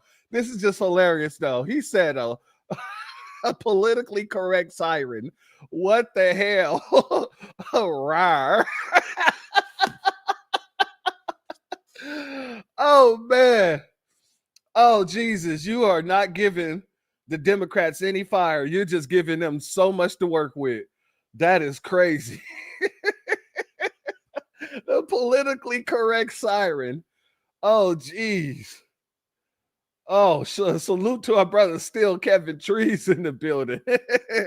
It's what the Democrats thought they paid money for last election. Oh, my God. I'm done. We're done. We're going to have to wrap this up. That's great. What a beautiful sound. They're stopping crime. That's what they're doing. So we are done with the voices of fools. They're fools and death threats, and we're going to make our cities safe. And I thought it was Charlie's, one of his biggest dreams was that he couldn't believe it. Chicago is going to be a great city again. We've already, we sent people in there 6 months ago. And this governor said, well, crime is down. Yeah, that's because we had the FBI in there for 6 months, just preparing it for the bigger surge. And they've done a great job, the Dash and the FBI. They've done a great job, and they love doing it. They love being able to do it. They were restricted from doing it. They couldn't do anything. And now they're totally unrestricted. All they have to do is stop crime, and they're doing it. By the way, Memphis, as you know, you heard they went in about a week ago, one of the most dangerous places in the country. It's really in the world. It's not just the country. They have very few cities that would compare to some of these cities. You go to Afghanistan, you say, oh, that's unsafe. Well, the crime numbers are much better than the crime numbers in places that we have. So Memphis, I understand, is doing. Like KG said a few minutes ago, this has just become a straight up MAGA rally. That's what this is at this point in time. A comedical MAGA rally. Jesus Christ, man. Shout out to our sister Faith Speaks Life for the Cashapp donation. Your donation is blessed tenfold, and I appreciate your contribution as always, family. Yeah, exactly. Wilding out. This is what's going on right here. I feel like this is the MAGA version of wilding out. Improv everything. Unbelievably, in 1 week, it's like a different place. And this took 12 days, and then after that, we just perfected it. But after 12 days, we had good safety here. After 1 month, it's like, it's really amazing. And by the way, restaurants are booming. Restaurants are opening up. The big problem we have, you can't get into a restaurant in D.C. anymore. So they're opening up. It's a beautiful thing to see. It's called safety. It's called law enforcement and letting them do their job. And that's why I said last month that I have directed the Attorney General and the Department of Homeland Security to confront the very real threat of left-wing terrorism in our country. It's a real threat. Not when you confront it, it's not, because they're not brave people. In fact, they're cowards. When you confront them, they immediately fold. You have to see them fold. You have to see them crying. They fold. But it includes dismantling the networks that fund them and finance them, and we're finding out who those networks are. We already know quite a few of them. When you see these violent incidents, and then you see people holding this gorgeous sign with beautiful wood, beautiful cardboard, wood, everything's perfect paint job, and they're all the same. There are thousands of them. You know that they weren't made in the basement out of love. They were made by anarchists, and in some cases wealthy. I'll probably find some of my nice friends that are up there being so nice to me, especially lately. They've been very nice. But it surprises you who they may be, and you almost wonder why would they do it? But they're hurting our country, and we're really taking it back one by one. If we didn't go into Los Angeles early on in the administration, the commissioner, the chief of police, Los Angeles said, if they didn't go in, we would have lost our city. Now, they already lost 25,000 houses to fire because they wouldn't let the water come in from the Pacific Northwest, which they should have done. I said, you better do it. They didn't do it, and we had 25,000 homes where they had no water in the sprinklers, they had no water in the fire hydrants. It would have been a different kind of a thing if they did what they were supposed to do. We had to break in. We broke in and had the water come down. They said for the environment, it's great. They lost 25,000 houses. It's incredible. But the commissioner said without the federal government and President Trump's intervention, we would have lost the entire city. And we have the Olympics going there soon. I got the Olympics. We have the Olympics. We have the World Cup. And we have, most importantly, we have the two. All right, we're done here. This is just, it's sad to see. It's it's really not. It's just hilarious to see, to be honest with you. This is just it. This man is so narcissistic. It's out of control. Like, yes, Shout out to Miss Paradise. Thank you for being here. Trump is so long-winded. And somebody said it in the chat earlier. They said that Trump is the guy who keeps the damn graduation going an hour longer than it's supposed to be. Shout out to you, whoever said that, because God dang it, that's exactly what we got here today. He didn't turn this all about everything and everybody. It is not about the martyr. Oh, geez. This dude, protect your neck. This dude said, I made a right turn. And Charlie didn't even believe it. He said, how the hell did you make that turn? That's probably why Charlie couldn't make the right turn. I digress. Let me just go. Let's continue, family. Let's continue. I'm not going to play the full of what Erika was doing. I'm going to play a few clips of her, but it's not going to be as long as this Trump situation. Just notice her expressions. Notice how she's expressing herself. Presidential Medal of Freedom reminds us that the national interest of the United States has always been freedom. Our founders etched it into... Hold on. Shout out to Brother Reed for this one. He said, imagine if he was a pastor, nobody would say, take your time. Oh, everything. People be walking out. People be looking at their watches like, speed it up, brother. Come on. Come get, hey, I got stuff to do today. Oh, geez. All right. My bad. Let's go back. The preamble of our Constitution, and those words are not relics on parchment. They are a living covenant. The blessings of liberty are not man's invention. They are God's endowment. Charlie lived for those blessings, not as abstract words, but as sacred promises. He used to love to journal about this topic all the time, and with such a heart postured of gratitude. And he believed that liberty was both a right and a responsibility. And he used to say, freedom is the ability to do what is right without fear. And that's... Shout out to Anita for saying this too. Say to your neighbor, take your time, Pastor. Everybody be like, hell no. No, Pastor, we need you to speed this up. We still got lunch after this. Come on, Pastor. What's wrong with you, man?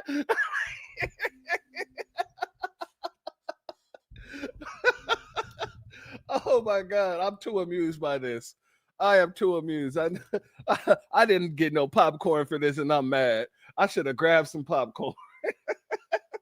How he lived. He was free from fear. He was free from compromise, free from anything that could enslave his soul. His name, Charles, literally means free man. Family, I don't know why, but every time I hear this woman talk, and I do know why, however, every time I hear this woman speak, it's always like she's auditioning for a movie, and not even a A+ movie. It's always like a C, maybe a D+ movie. Something that maybe you won't even find it on Tubi. It's so bad. Maybe you'll find it on one of those little apps that, it's like the Real Story apps and stuff. And it's like little movie soap opera clips. Exactly. That's what it feels like all the time. Soap opera. It doesn't feel real. It just feels like I'm watching a soap opera.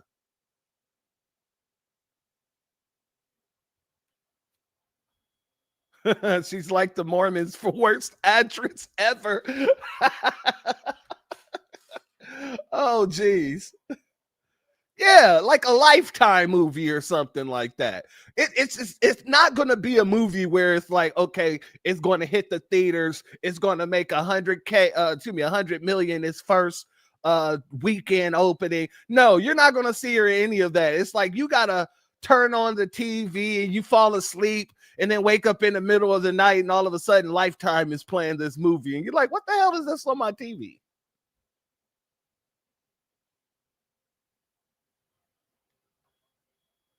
Exactly. Like those Miss Americas who only get the parts because they were Miss Americas. Exactly. Exactly. That is exactly what I'm talking about. No emotion. Nothing that really got me believing in the storyline. If anything, this is one of, in the words of Kendrick Lamar, this is making me want to turn the TV off, turn the TV off. Oh, let's get back into it. And that's exactly who my husband was. He was a free man. And from the time I met him, sitting across from him, being interviewed on politics and philosophy and theology, anything that Charlie loved, any topic he loved. And I just saw the fire in his soul. And there was this divine restlessness within him that came from knowing God placed him on this earth to protect something very, very sacred for all of us. And he never stopped fighting for people to experience freedom. He didn't. Charlie often said that without God, freedom becomes chaos.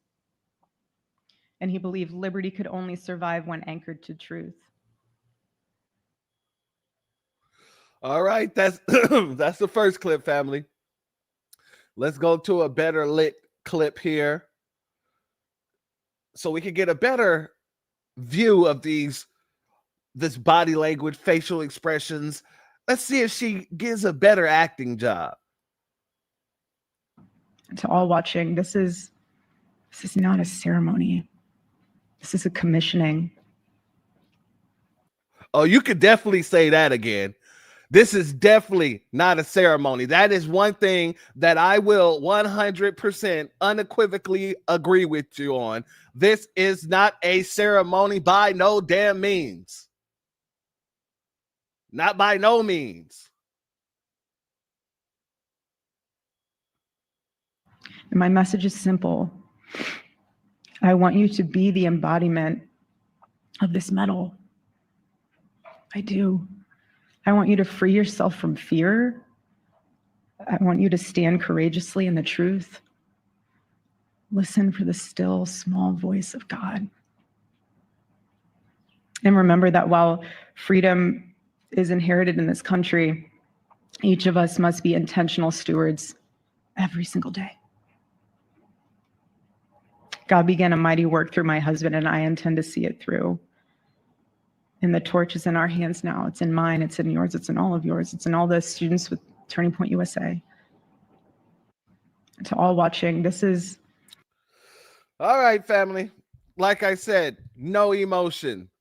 Nothing I see there is emotionable. I don't see anything that makes me feel like anything. Like I feel nothing, in the words of Toria Rain. I feel nothing. You're not doing a good job at making me feel something. I feel nothing. I want my money back. Somebody boo this woman. Boo. I feel nothing. I feel like I was robbed at the movie theaters. Like, what is happening? Someone give her a soap opera job. No, don't even give her that. That's too good for her. A soap opera job is way too good for her. Give her, exactly, tomato. Tomato. That's what you give her. Give her tomato. Oh, Jesus. Okay. Okay, so let's listen to them actually giving the medal, because it took a long time to get here, but God dang it, we here. The Presidential Medal of Freedom is awarded to Charles James Kirk. Accepting on behalf of Charlie is his wife, Mrs. Erika Kirk. Charlie Kirk was one of the most influential American political figures of his generation. At just 18 years old, he founded Turning Point USA and grew it into the largest conservative youth organization in the nation. For over a decade, he tirelessly traveled the country, leading a movement to restore respect for our founding principles. See, that was the biggest and the best and the most clearest message that this whole situation could have put out. You see, this man just told the absolute truth about what's going on here. Shout out to our brother Christopher Ellis in the building. Much love to you. Thank you for being here. I'm going to rewind that. Country leading a movement for over a decade. He tirelessly traveled the country, leading a movement to restore respect for our founding principles. Now, listen to what he said. He moved around the country trying to restore the respect for our founding principles. Charlie Kirk ran around talking about anti-black talking points. He talked about anti-blackness. And what was America founded on? Anti-blackness, racism, white supremacy. So they literally just said right here why he's being labeled a hero. Because he wanted to take them back to the founding principles of the country. Yeah, it took a while to get there, but we got there, didn't we? Shout out to our brother Christopher Ellis. Thank you for your Cashapp donation, family. Your donation is blessed tenfold, and I appreciate your contribution as always, family. Yeah, see, it took a little while, but I knew they were going to say, somebody was going to say it out loud. Everybody's talking in circles. And it took somebody who's not either Trump nor Erika to say it, and you don't even see the person on screen. Or do you? Is it the brother in the back? If it's the black man in the back, I'm disappointed in the man. Hold on, let's run it back. Founding principles. Reawaken our national identity. And yes, the black man in the back. Oh, Jesus. National identity and inspire a renewed spirit of religious devotion. He was one of the great debaters and communicators of his time. Despite receiving repeated threats, he remained undeterred. Oh, this chick think that she's slick. This chick thinks that she's slick. I used to date this girl that was in the theater class when I was in high school. And this girl was such a phenomenal actress.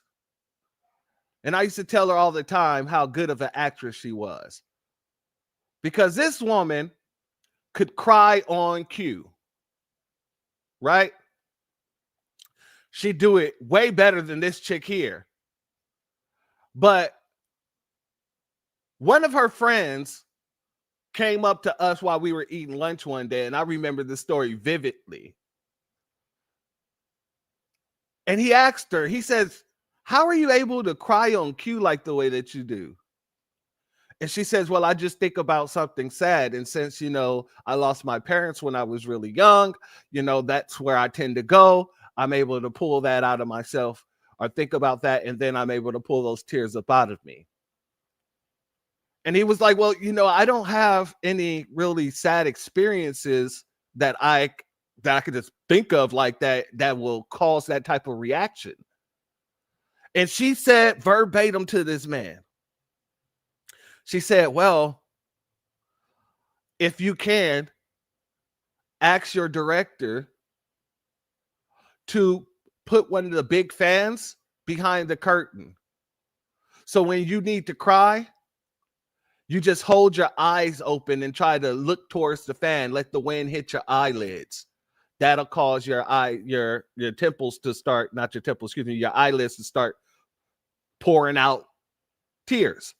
Or if you hold your eyes open long enough without blinking, it'll cause tears. It'll cause you to tear up. This woman is doing both of the techniques. And model remained undeterred despite this woman is doing both of those techniques that my ex just was speaking about. Now watch her. Watch the eyes. He was one of the great debaters and communicators of his time. Hold on. Despite for our founding principles. Reawakened for over a decade. She looks up. She opens her eyes fully into the air. He tirelessly traveled the country, leading a movement to restore respect for our founding principles, reawaken our national identity, and inspire a renewed spirit of religious devotion. He was, and once those eyes start getting watery, she starts dabbing. Oh, boy, boy, boy, boy, boy. One of the great debaters and communicators of his time. Despite receiving repeated threats, he remained undeterred and modeled courage, logic, humor, and grace to the next generation. On September 10th, 2025, at age 31, Charlie Kirk was assassinated while addressing a group of students. The United States honors him as a martyr for truth and freedom.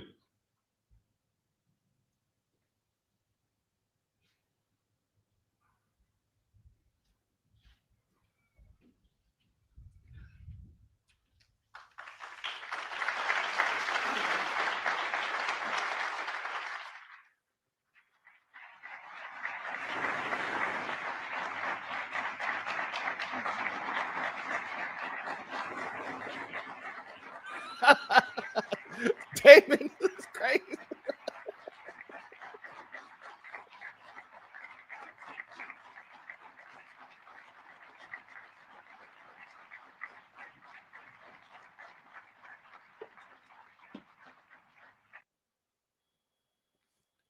Oh yeah. Hold on.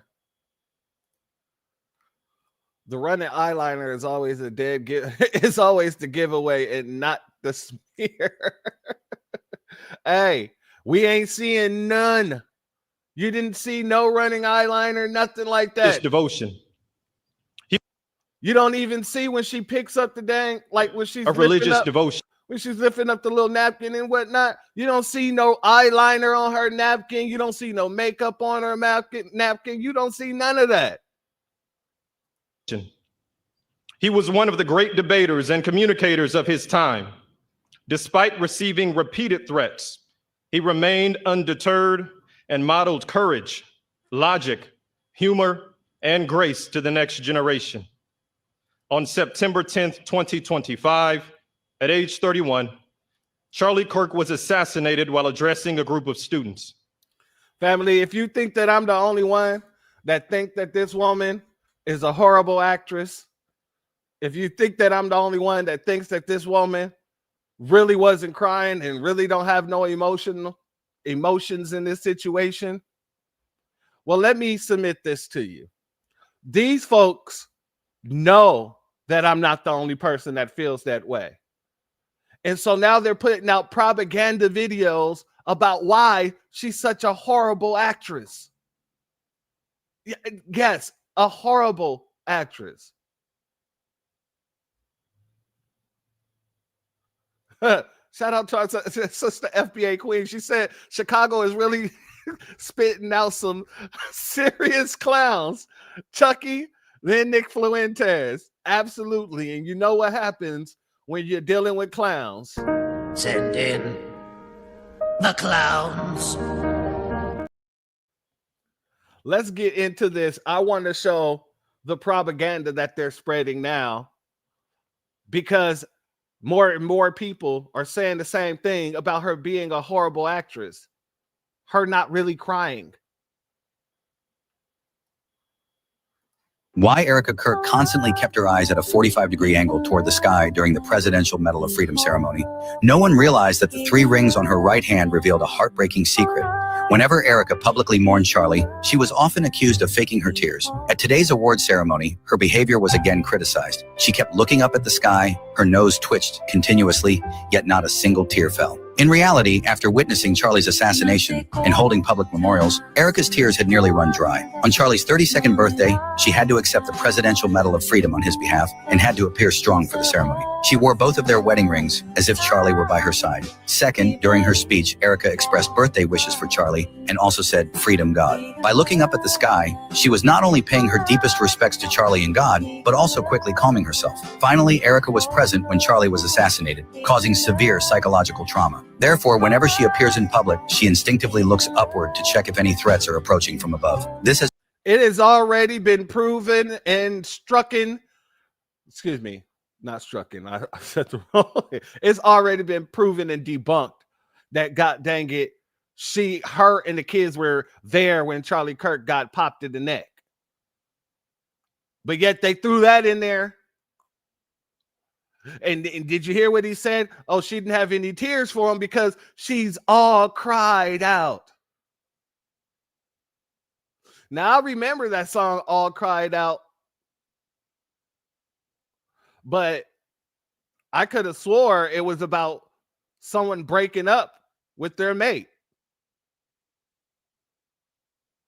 When you love somebody, I don't think you run out of those tears. How can you be all cried out? My body never felt such pleasure. My heart never knew such pain. For those who know, no. I ain't never seen anybody who loves somebody all cried out. Especially less than a few goddamn months. It ain't even been a whole 2 months. That's crazy. But I guess people grieve in different ways, huh? It's become a self-protective behavior. Trump, through his actions, reassured her that he would always protect her and her 2 children. Will you now, Trump? That leads to the question of the day. The question that's on the thumbnail. Why would you do that, Trump? Is that your side piece? I'm allegedly, I'm just speculating. I'm just asking questions. But we'll get to that in a second. Hold on. I want to play a couple of clips before we go there. I want to show you a couple of things. When I say this is weird, this whole scenario looks weird and feels weird. This is a picture of Chucky Kirk's parents. And this is Senator Marsha Blackburn. She says, it was an honor to share a special moment with Chucky Kirk's parents at the White House today. The loss they have endured is unimaginable.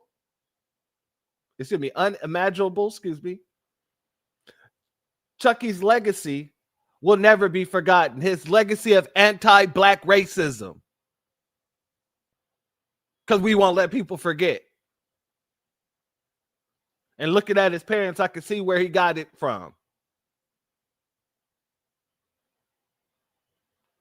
And I can't think of a more fitting tribute to his life than the Presidential Medal of Freedom.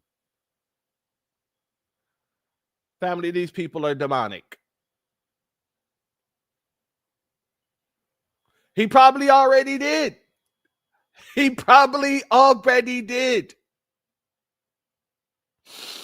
We're going to get there. We're going to get there.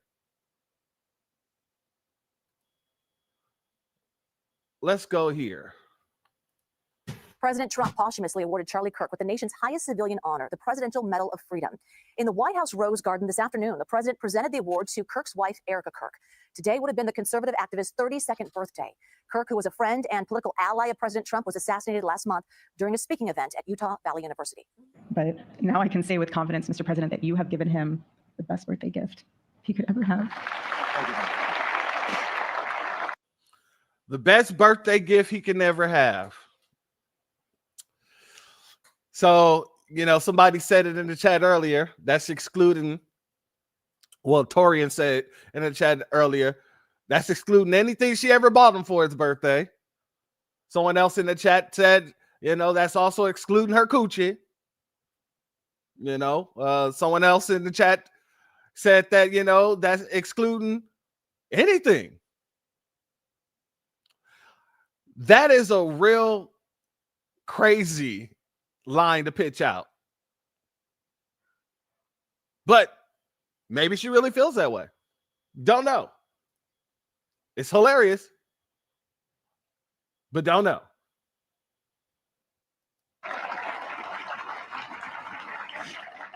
It's such an honor and the recognition of a life lived for defending freedom. And that's what Charlie fought for until his last breath. Let's bring in Eric Cordelessa now, senior political correspondent of Time. Eric, you were there this afternoon with almost every prominent conservative figure there to pay tribute to Charlie Kirk. What was that like in that room? Well, I mean, it was a remarkable event because never before had I ever seen such a confluence of conservative heavy hitters, including some who are rivals within the movement, the MAGA movement, or the broader ideological firmament of the right. People like Tucker Carlson, Sean Hannity, who have a famously acrimonious relationship. Every single person who once anchored the 8 o'clock slot on Fox was there in a circle, huddled, talking before the ceremony began. It's Bill O'Reilly, Tucker Carlson, and now Jesse Waters. And, what you really saw was someone who 2 weeks before he was assassinated, when he was discussing how he managed the rift between Ron DeSantis and Donald Trump when he was campaigning for Trump and had endorsed him, but was still close with Ron DeSantis and many of his supporters. And he always tried to create something that could outlast individuals. That was part of the core purpose of Turning Point, to build something that could have a sustaining force to keep the conservative movement alive and outlive any figure who was in command of that movement. Obviously, Donald Trump has been in command for the last decade, but what you really saw at this gathering was a group of people who were very committed to trying to keep the kind of nationalist, populist energy a dominant force, not only on the right within Republican Party politics, but in the country more broadly. Kirk's wife, Erika, accepted that award on behalf of her husband today. She's also taking over at Turning Point USA and Kirk's conservative organization. As we look ahead at midterms next year and even the White House up for grabs in 2028, what does the future of that organization look like? Well, I'll tell you, when I was at the Turning Point campus in Phoenix a month or so ago, I guess it was actually now about 6 weeks ago. I mean, it's a behemoth of an organization. There's 6 different buildings, all dedicated to a different branch of this multi-pronged organization. And what we expect Turning Point to become is something that is very much what Charlie Kirk envisioned, which is at once an advocacy organization pushing for a specific set of policies at the national, state levels, but also something that is trying to recruit young insurgent candidates who can challenge the establishment, people who can keep this movement alive. One thing that Charlie was very proud of was he created a ballot chasing operation designed to take advantage of early voting in key swing states, particularly in Arizona, where he lived, which is about 95% voted home. And they're really doubling down on that in the midterms. They're focusing on a lot of key races. I know that Charlie and Turning Point are very dedicated to helping Andy Biggs be elected the next governor of Arizona. That's one of their pet causes. And of course, Charlie was a big supporter of J.D. Vance. In fact, in my last interview with him, he said if J.D. Vance runs for president in 2028, he would be with him from the start, row one, day one, he said. And so I think basically that is another prevailing view within the hierarchy of Turning Point currently. I think Erika Kirk and other people high up in the organization, Andrew Colvey, Tyler Boyer, are all going to be dedicated to sort of keeping that flame burning in the years ahead. All right, Eric Cordelessa, thank you so much. Thank you. All right, family. So I wanted to play that because he asked a very important question, especially because she's going to be taking over Charlie Kirk's duties over there at TPUSA as the CEO. And they're asking, what will TPUSA become? What will she be able to do with it? And I'm going to show you in a few seconds that I think that it's going to crumble regardless of her. Well, not regardless of her, but because of her and her affiliations are the stories that are being put out about her affiliations. However, let's go here. I want to really get into the crevice of why I'm always asking about this situation. Is Chuck smashing? I'm sorry, not Chuck. It's Trump over here smashing Chucky's wife. These folks are always grab-assy, touchy-touchy.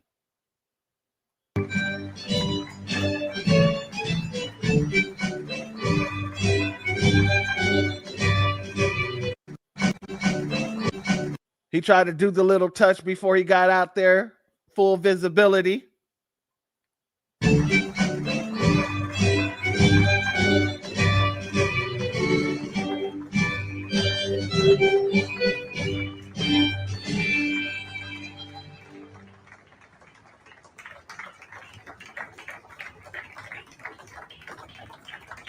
Thank you very much, everyone. And we all know the infamous picture. We know the infamous picture. Doesn't really seem like he's too sad right there, does it? It don't seem too sad, does it? It seems like a man who's looking at his enemy from across the room after his enemy's wife ran into his arms saying, "Oh, protect me from that big bad man." And then you hold her up and you say, "I got you. He's not going to do nothing to you." And then you look him in his eyes and you smile at him like, "I got your bitch." That's the look that I see. I've seen that look several times. Not given to me, but hell, I've given that look. Salute to Val Hawkins in the building. Shout out to you, my sister. Much love to you. But if you thought that was all, that's not all. Exactly. I got your bats. Yep, that's the look. That is the look. I smash pick. That's exactly what it is. Trust me when I say that's the look of I got your bats. You know the name of the game. Yo, bitch chose me. Now we can do this like some gangster. We can handle this like some gentlemen, or we can get to some gangsterness.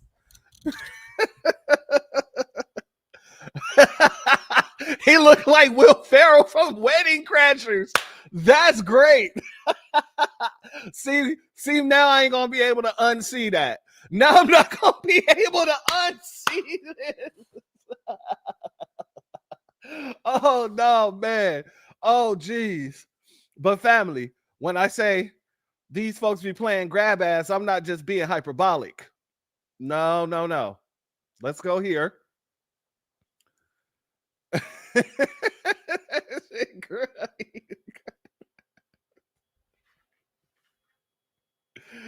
Oh yeah, that shit eating grin. Or should I say snatch eating grin?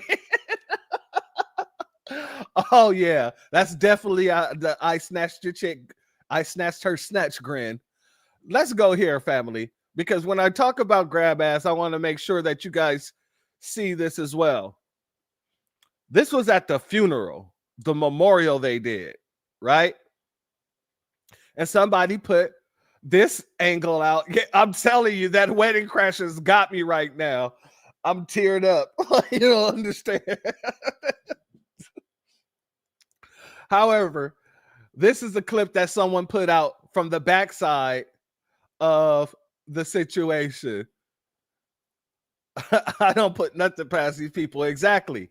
Now, look, it's going to be, instead of Trump, though, you watch Erika and what she does. Hold on.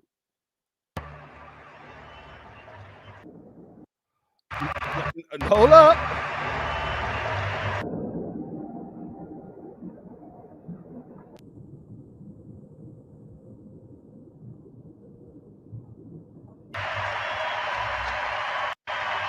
It seems like Erika there forgot that they were in public.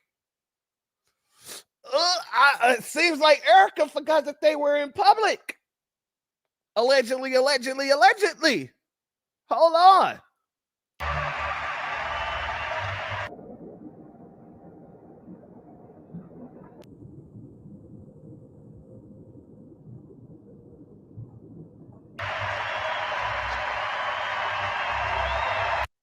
I don't know. That's pretty grab assy to me. You know what I'm saying? That seemed like she had a slip and didn't mean to do it. But who just goes off and grabs a man's ass if you ain't, you know what I'm saying? I don't know. You see, I don't let no woman grab my ass, period. But then, if you grabbing someone's ass, that's because you didn't did it before. I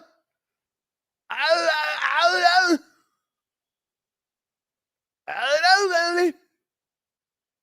There's some situations.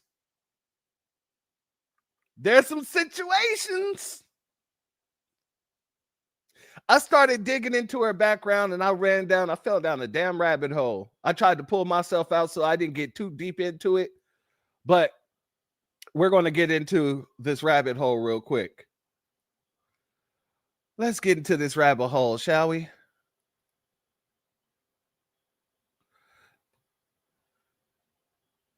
People unearthed Erika Kirk's past connections to Donald Trump as pageant photos resurface. But I thought that you didn't meet Erika until after you knew Chucky Kirk, Trump. I thought it was Chucky that introduced you to Erika. Okay. In the wake of Charlie Kirk's assassination earlier this month in Utah, his widow, Erika Kirk, has stepped into the public view with all the force of the tragedy and symbolism. During a memorial on September 21st, she and Donald Trump shared the stage with a photo of the two sharing a hug, spreading across social media, especially in circles that oppose the current president.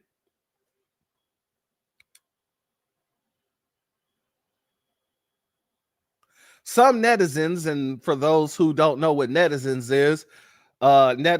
is basically people who frequently uses the internet. So I think everybody's a netizen. I don't even know why they just put some people, but they went on to say some netizens are now pointing out the history that links Erika to Donald Trump years before she ever met her husband. When she won the 2012 Miss Arizona USA beauty pageant. At the time, Trump had control of the organization, and detractors suggest Erika was preyed upon by his orbit. No, I don't think that she was preyed upon. If anything, she was a willing participant.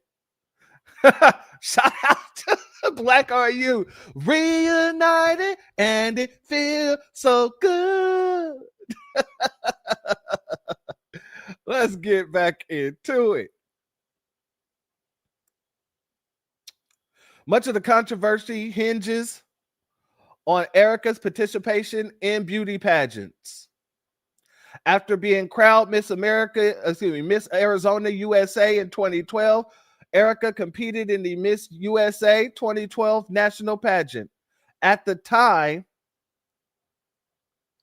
the Miss USA pageant was under the umbrella of the Miss Universe organization, which was co-owned by Donald Trump in 2015. The same pageant where he used to walk around the back while they were nude. Yeah, that pageant. Preliminary judges allegedly told the New Yorker that Trump was known for handpicking participants. However, there's no verified evidence that proves Trump personally selected her as a winner.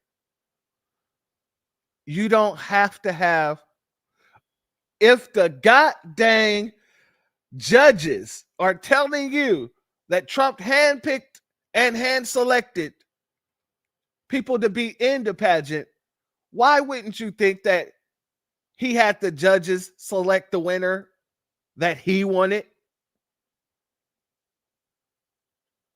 But all right, I guess that's not evidence. That's not proof enough. Okay.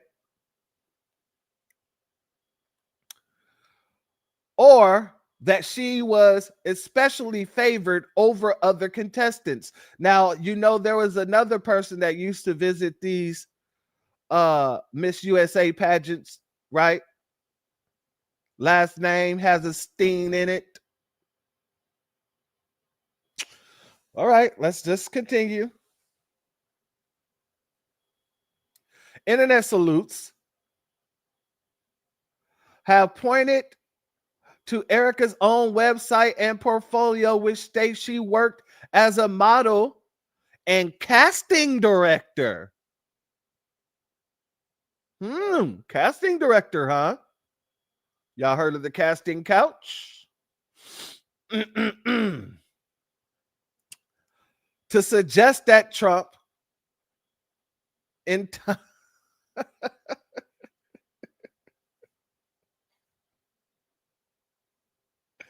intimately orchestrated her future, a claim that so far has proven speculatory. This isn't speculatory at this point in time. This just isn't. Exactly. This is why I'm laughing. The plot thickens. It thickens.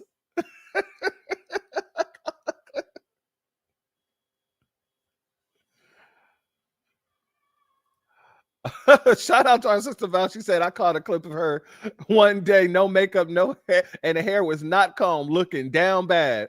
I wouldn't be surprised. You know, when it comes to those type of women, you know, you don't want to see them with no makeup today. Let's continue. Fueling the spark for the social media buzz were resurfaced photos, of Erika back in her pageant years. While sharing the photos was seen by some as insensitive moves. Insensitive moves given what transpired in Erika's personal life. You mean the not protecting of her husband's neck. Got it. Trump's critics use the image to suggest the widows was objectified. Some even suggested Erika was participating in glamour modeling, booking gigs, and putting herself in positions where powerful men could exploit her, painting her as a victim rather than a woman with agency. He looks like he's enjoying that hug way too much, a netizen said. Oh my God. These are appearances, seems like. Oh, geez. These people come from bad genes all the way around. All the damn way around. Chucky Kirk's parent looks like god dang vampires in Brooklyn. And these people look like vampires in Minnesota. Anyway, the story has led to people re-examining the Kirk's connection to Donald Trump beyond Erika. Charles Kirk's father, Robert W. Kirk, is frequently described as an architect who participated in the design and construction of Trump Tower. And I guess this is the picture here. These are the pictures. This is given little body, big head ass girl. This is given if I tiptoe too strongly to the front, I will fall over head ass girl. This is given Bratz doll head ass girl.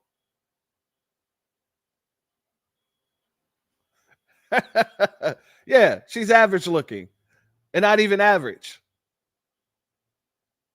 She looks hungry. She looks like if I was with this woman, it looks like I would be spending the majority of our time trying to fatten her up, put some meat on those bones.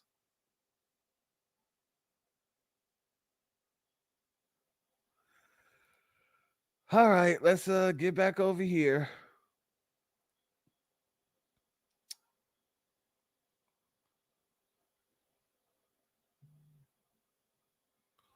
However, his own published resume states he launched Kirk and Associate Architects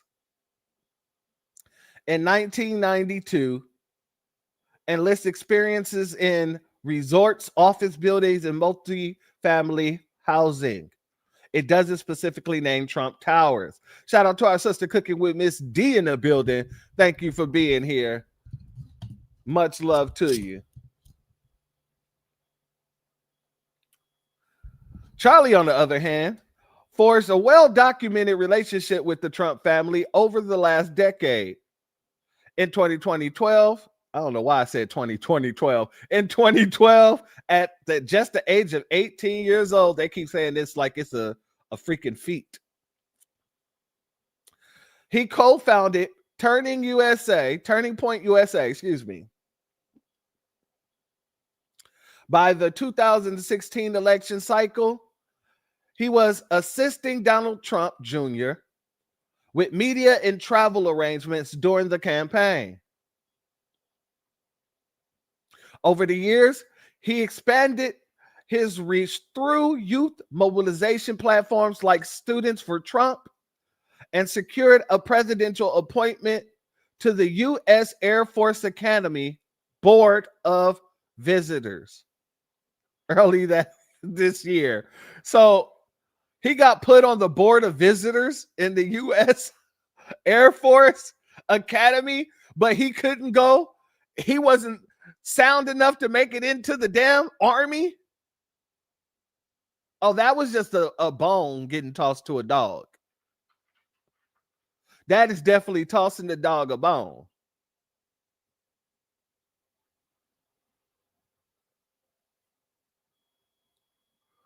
Let's see what people are saying here. She will have a job working for Trump soon. Even if he has, I believe so, because I believe she's his side piece, one of them. Even if he has to make a new useless position just for his sweet Erika. I guess this explains the big hug me, the big hug me, daddy on stage. The big hug me, daddy. That is cold beans. That explains so much. Melania better watch out. I see a cabinet appointment coming. She held on to him for dear life. I was like, damn, what is up with that?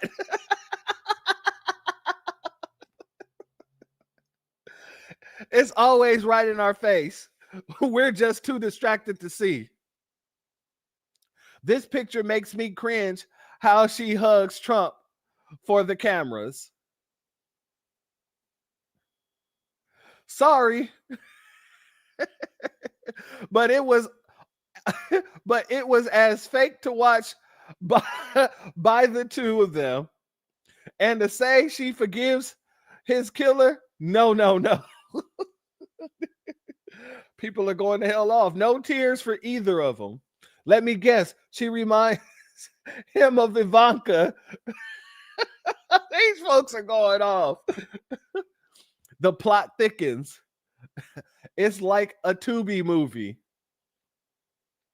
The whole ceremony was very unsettling to watch. And they sold merch too. She knew him and Epstein before Charlie. I think I just threw up a little bit.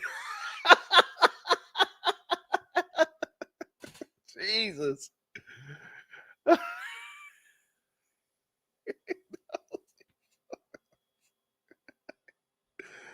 Oh, Jesus. And the circus continues. Oh, these are all the comments are just going off. All right, family. So that's that. That's that article. Now let's get into some of the clips, shall we?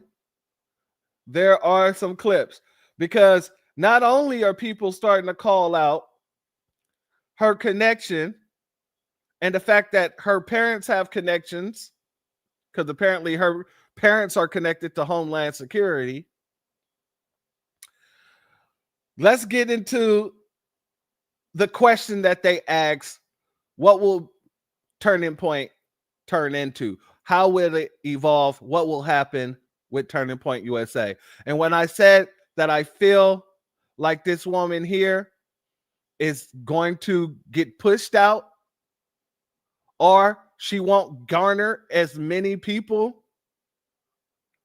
Let me get into some of the background stuff that's been coming out that people have been pushing to the forefront.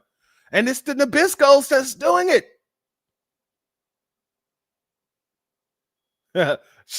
She knew them biblically, huh? She knew them biblically. And she's been smiling ever since.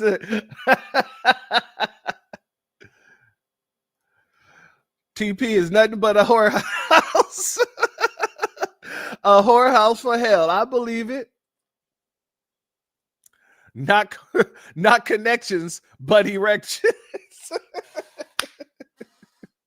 Let's get into this background. Let's get into what people are saying and starting to bring some receipts for.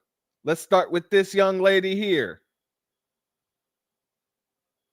Erika Kirk has deep connections to Jeffrey Epstein, Donald Trump, and the state of Israel.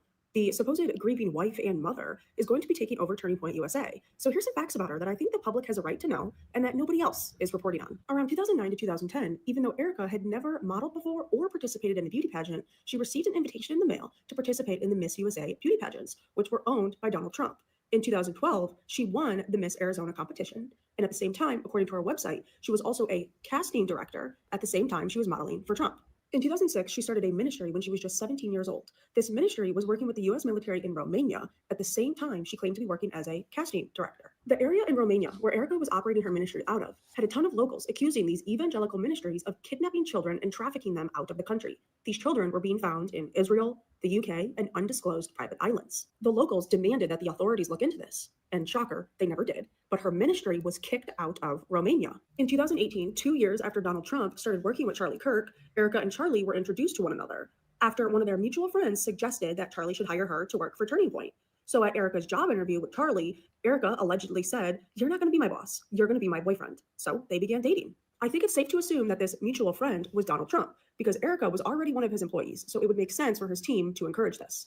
Beauty pageants are a well-known gateway for human trafficking. So with her being a casting director, her ministry working with the military in Romania and being asked to leave, along with her very strange behavior of capitalizing on the death of her husband, I think this should be of immense concern to us all. Random people do not get propped up by the mainstream media out of nowhere. That includes Charlie Kirk, whose father had deep connections to Donald Trump even before he started working with Charlie Kirk. All of these people that you see on TV run in the same circles, and anybody with ties to human trafficking should not be trusted. So comment below and let me know, did you know about her ties to Trump and the beauty pageants and this ministry that she operated in Romania? Let's chat about this. All right, so when I saw that video clip, family, like I said, it sent me down a deep, deep rabbit hole. However, I'm going to make sure I say this. Everything here that I'm about to play is alleged.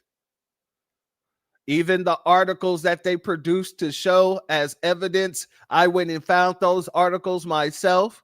I read both articles, and I'm going to spare you the having to read them all over again. But neither article that they're citing, well, the two articles, let me show you here, because this is the next clip here. Let's go here. This is the next clip here. However, this woman is going to show some different articles, but the articles that's being posted with this situation, right? It talks about the Romanian Angels, the group that she's working with, the organization that she created, right? But then it talks about this article here. I went to this website. I even paid the goddamn fee to get behind the paywall because my goddamn tricks of the trade wasn't working at the time. But once I read the article, I realized that, yeah, it's talking about the Romanian pros for Israeli adoption agencies linked to organ trafficking. Excuse me. But nothing in this article linked the agency back over to this organization. And the same thing goes for this article. Romanians child trafficking town, Romania's child trafficking town. Dozens of the people from Romania eastern towns are to go on trial accused of sending children to the UK to steal. That has nothing to do, and when you read the whole article, it does not tie back to this organization either. So these articles here didn't really prove what they're saying, but we're going to play these other clips where people are dropping the T on that. However, this does state, this is from, or supposed to be from her website, and she's getting a Q&A, and it says, what are some of your goals for the organization this year? And it's Erika. It says, I'm very proud that we have been able to go international in the past few years. I absolutely love working with the military, so I feel blessed that we can do that on a continual basis through Antonio Placement Center in Constanta, Romania. I hope I said that right. Constanta. From a domestic standpoint, this year I want to have an annual pause for a cause event and work with local organizations that support foster care for children and teens. Okay. So let's get into this. 2012 wins Miss Arizona competes in Miss USA, a pageant owned by ... Trump. Okay, want to know something really weird? So she had said in a podcast that she had never competed in pageants and had never done any modeling before until one day she received an invitation in the mail to become a model and start doing pageants. And the pageants that she started doing were Miss USA pageants owned by Trump. So she modeled for Trump. She was one of Trump's pageant girls. But did you know that she was also a casting director at the same time that she was doing all this stuff for Trump? She doesn't specify on her website if she worked as a casting director for Trump, but around the time that she was claiming to be a casting director, she also owned a ministry that was working with the U.S. military in Romania. The area in Romania where she was operating this ministry had a bunch of locals accusing these evangelical ministries of kidnapping children and trafficking them out of the country. These children were being found in the UK, in Israel, and were also being sent to undisclosed private islands. Locals demanded authorities look into it, but they never did. Now, Charlie Kirk really wanted the Epstein files released, but did his wife? Prior to marrying Charlie Kirk, she was a multi-millionaire on her own, and since his passing, she's also amassed all of his wealth plus an additional at least $5 million in donations. She's currently considered the most powerful woman in the United States, with mega fans begging her to run as vice president in 2028. Let's talk about her first date because it was actually a job interview. Back in 2018, 2 years after Donald Trump had started working with Charlie Kirk had hosted a Turning Point USA opening event for one of the offices that they had opened. And Erika and Charlie Kirk were introduced to each other. Charlie Kirk instantly thought that she was beautiful, but thought that she was really smart. And allegedly, one of their mutuals had suggested that Charlie Kirk hire Erika. I'm assuming it was Donald Trump or someone on his team because Donald Trump had signed on to work with Charlie Kirk, and Erika was already one of Donald Trump's employees. So it would make the most sense for Donald Trump and his team to encourage Charlie Kirk to hire Donald Trump's employees. Anyways, Charlie Kirk DM'd Erika, invited her for a job interview. The job interview ended up turning into a date, and Erika allegedly had said, "You're not going to be my boss. You're." All right, so that's that, family. And I'm noticing the same talking points. So this might be just a situation that was put together. Who knows? But I wouldn't be me if I didn't bring it to you and let you make your own decisions on what you're seeing. Let's go here, family. Now, this man, he actually pulls out different article and clips as well, but they're not the same clips that I just showed you. This is a video posted by Erika Kirk at her Romanian Angels charity back in 2013. It's important to note that at the end of this video, she thanks Colonel Busher, an alleged sex and human trafficker, for partnering with her on this task of bringing gifts to these Romanian children. Colonel Busher III was an army officer who served as colonel and commander at the Black Sea Area Support Team for U.S. forces in Romania. Now, it's important to note that in November of 2019, a former translator at the base from the 2010s to into the mid-2010s, filed a criminal complaint with Romania's Anti-Organized Crime Directorate, otherwise known as DICOT. She accused Busher, along with U.S. Master Sergeant Lloyd Sparks and others, of involvement in an organized prostitution and human trafficking ring operating within the base during 2012 and 2013. The allegations included bringing women, including some minors, onto the base for forced sexual services with American soldiers, with Busher personally benefiting and approving access. The former translator that accused him of this also claimed that this was confirmed by U.S. investigators during a separate probe into fund misappropriation and cited harassment she faced after reporting it. However, DICOT investigated the complaint and closed the case in 2023 without filing charges. You draw your own conclusions, but the case is getting even more suspicious. If you want the link to the original video, I will put it into my story. So, family, like I said, this is what's the narrative is getting spread around right now. It's hilarious either way to me. Shout out to our sister Andrea Jones in the building. Sexual deviants. So it would make sense that one sexual deviant would be made the CEO of the other sexual deviant's business after he passes away from being an anti-black deviant. Let's go here.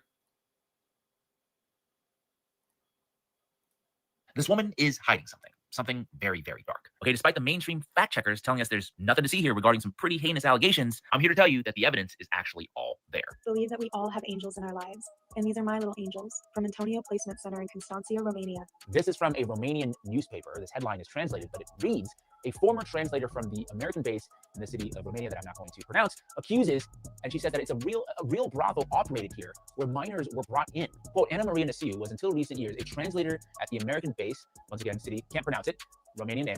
Everything seemed to be normal until Anna Maria discovered that in this military unit belonging to NATO forces, there was a real brothel where underage girls came to satisfy the desires of some soldiers, especially the commander of the Black Sea Area Support Team base, Otto Busher. Okay, Otto Busher, remember that name. This next part is where the dots will connect. Okay, I'm gonna show you this video right here that was posted by Erika Kirk, then Erika Fransky, on Vimeo. Basically, it's a commercial for Romanian Angels, and it was posted in 2013. It's basically a fluff video, but at the end, the person she thanks is none other than Colonel Otto Busher. Yeah, here is a copy of the criminal complaint. It is in Romanian, but you can see the name Otto Busher, and the years 2011 to 2013 is when these alleged crimes took place.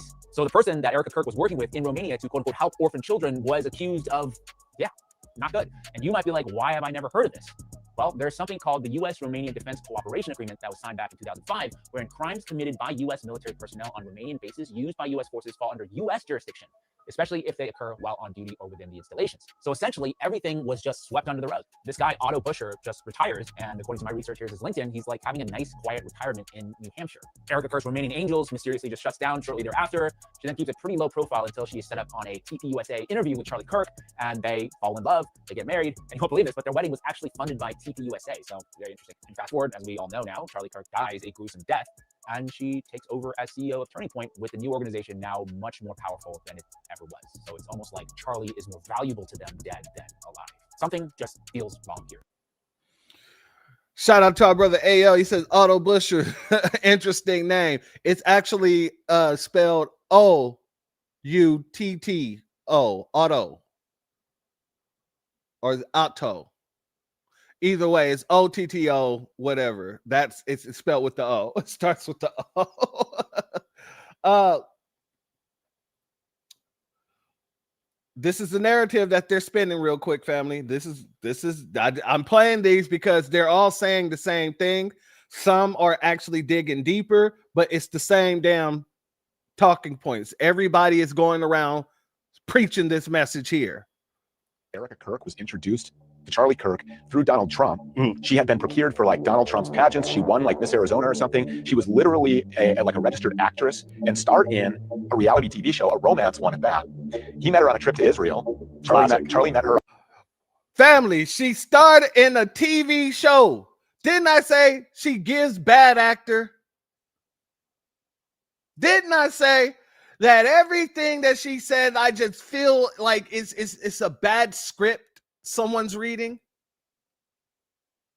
This woman was on a dating reality show.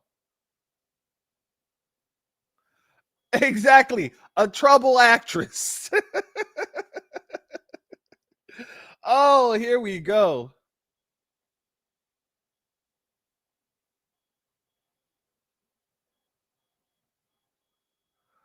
Oh, hey, Railroad. You sound like a sad little bitch. Is that all you got, man?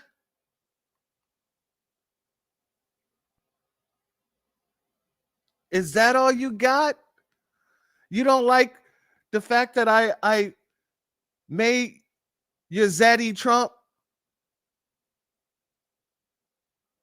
and put, well, I didn't make him, but you know, I put a title that's talking about your Zaddy Trump smashing Mama Erika? Did that hurt your feelings, Railroad? You worship Chucky Kirk so much that you come into spaces sounding like a straight bitch, Railroad? I think you need to hit the tracks and keep pushing. Because only a bitch would sit here and whine to me, try to call me an ape. Sir, your people looks like the ape. Put me versus an ape. I got thick, full lips. Y'all don't have any. My facial structure is of a god. You people look like the cave you crawled out of. Let's be very clear about that.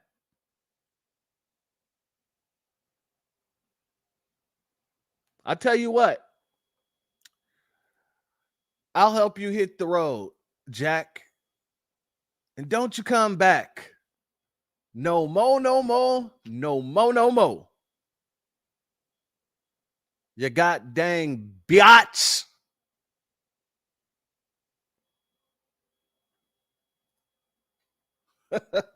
Off that Kirk juice. Hey, Railroad, I know you're still listening. Make sure you protect your neck. Let's continue, family. On one of these wall humping trips. So the Israeli connections, and then JD What was Sharp she doing tells in me, Israel? well, she was on a pilgrimage. Okay. Yeah. And then I just learned, JD Sharp, Jason Dick, the founder of Uncensored AI, just told me that her dad, Erika Kirk's dad, is one of the founders or creators of Raytheon Israel Ltd. Raytheon Israel creates the weapon systems and defense systems like the Iron Dome, right, and soaks up trillions of, collectively trillions of U.S. taxpayer dollars over the course of the last, however many decades, billions of dollars annually. Wait a minute. Let's read that. Erika Kirk's parents are Kent and Melanie Frant.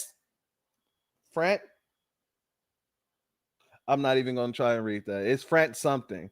Kent was a predominant figure in the defense industry, having chaired Raytheon's Israel division and been involved in significant military projects, including the Iron Dome.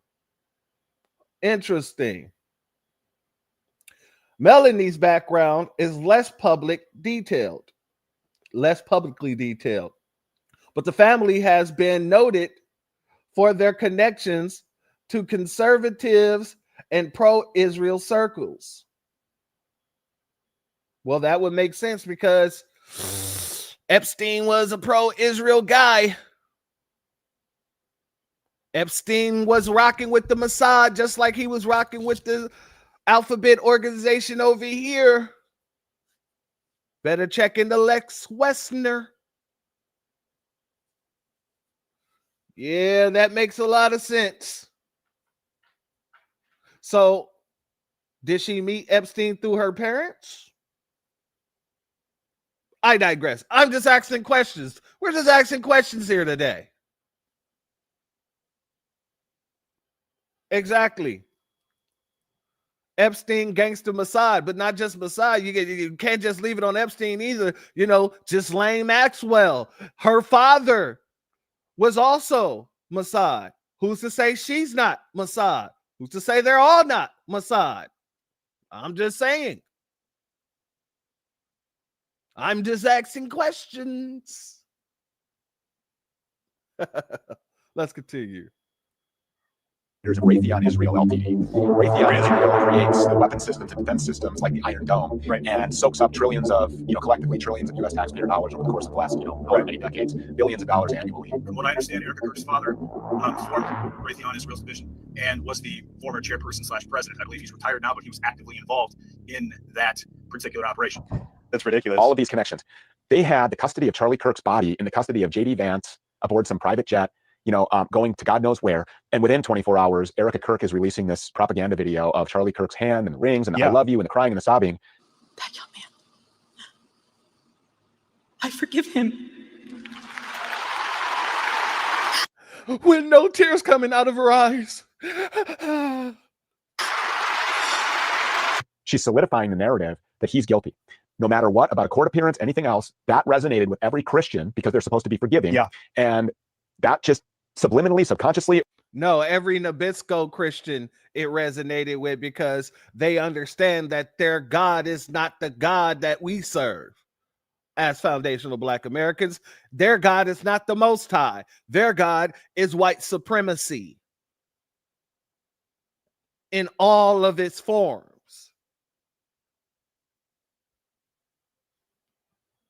Exactly, Leonard. Not a single tear.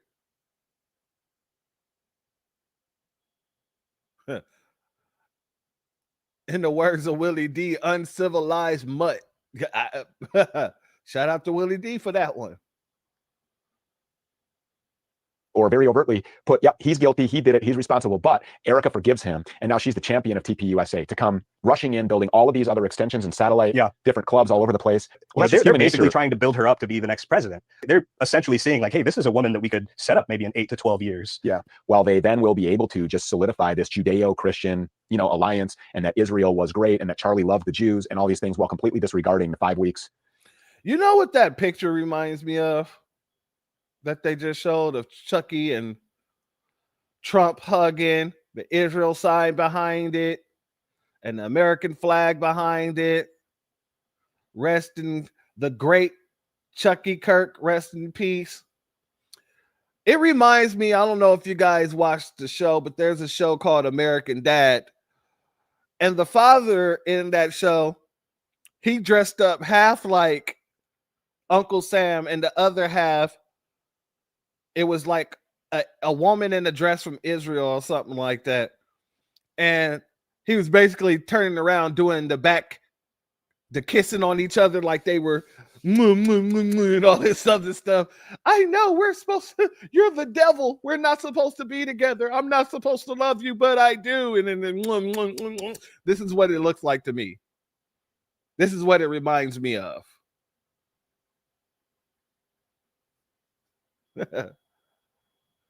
That kiss with Birdman and Wheezy. That's even better. That's even better. Oh, man.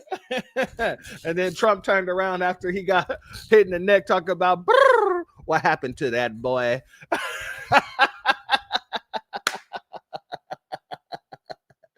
He kept on talking, so we put a clapper to that boy. Oh my! Israel was great, and that Charlie loved the Jews, and all these things, while completely disregarding the 5 weeks, leading up to his death, where he began to actually ask about this and point out this occupation. All right, family.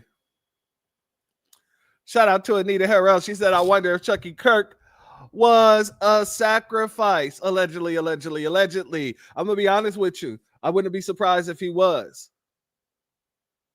I wouldn't be surprised if he was the sacrifice in order to put Erika in the position that she's going to be put in.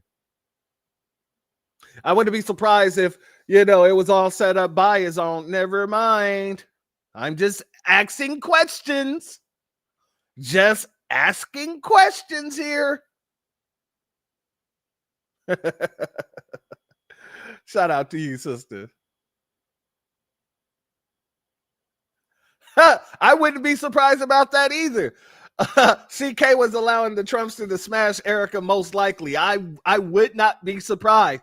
If you hear about the cesspool that TPUSA was and still is, especially when you talk about their orgies, people doing sexual acts in front of freaking children. I mean, I wouldn't be surprised if that was the whole deal. Hey, I'm gonna loan you my side piece, okay? Y'all gonna get married, but whenever I want her, I get her, okay?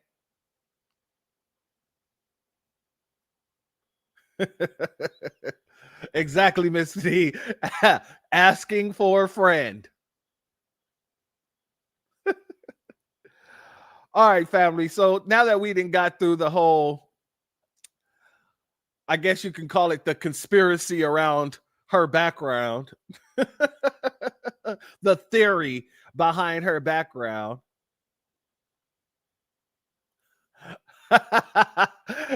TPUSA stands for train partners, our trading partners. Trading Partners USA. That's what that is. Yeah. But let's get into some of the responses to the whole ceremony of the Medal of Freedom. Let's go here first.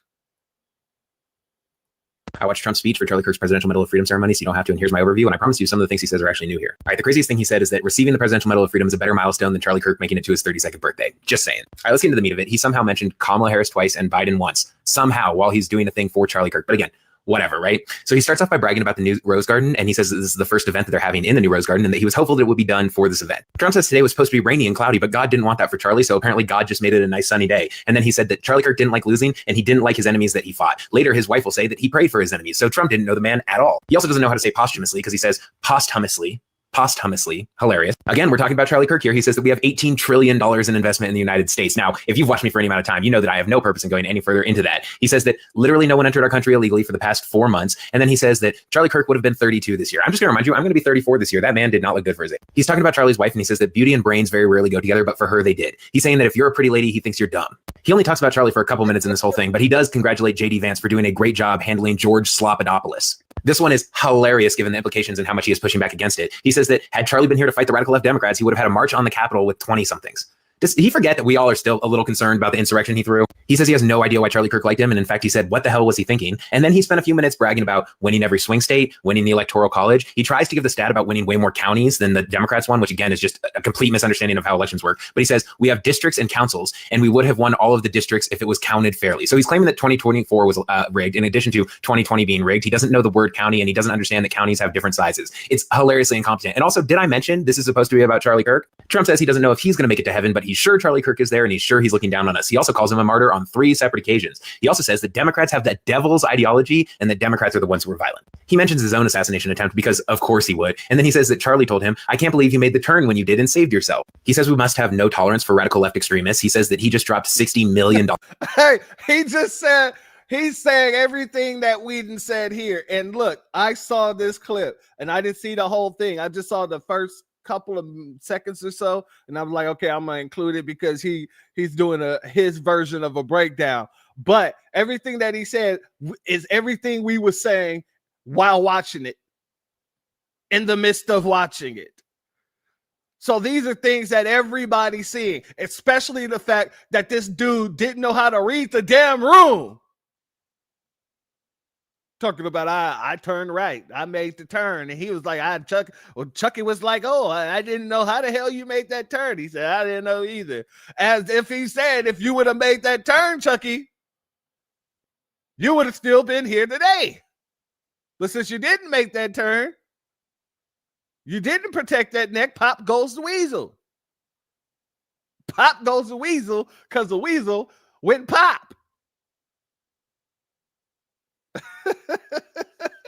Oh, geez. I just love the way that guy dang it. We call something out, and then I go to play a clip later on, and he's calling out the exact same things that everybody in the chat saying. Y'all haven't seen this clip, even if I saw the first few seconds or so. Y'all haven't seen this clip, but y'all was calling out exactly what this dude is calling out too. Like I said, unmatched. Let's go. Let's continue. Were violent. He mentions his own assassination attempt because of course he would. And then he says that Charlie told him, I can't believe you made the turn when you did and saved yourself. He says we must have no tolerance for radical left extremists. He says that he just dropped $60 million on protecting Supreme Court justices. And then he says that 4,000 people have been murdered in Chicago in a very short period of time. No, he doesn't mention what that time frame is, but I looked it up and it would be somewhere in the 6 to 8 year range, depending on different estimates for how many murders took place in the city. He starts talking about how safe DC is again, because again, we're talking about Charlie Kirk here. And then sirens, you can start hearing them in the background. And he says, he acknowledges the sirens and he says, they either got the bad guy or they're going to stop him. And he says, before what he did in DC, there were no sirens in DC. I think Big Balls would disagree with that. Also regarding the sirens, he says, those are the real deal sirens. They're not politically correct sirens. What is a politically correct siren? Please. Exactly. What is a politically correct family? When I say I did not watch this, it's just hilarious. That is everything. What the hell is a politically correct siren? We're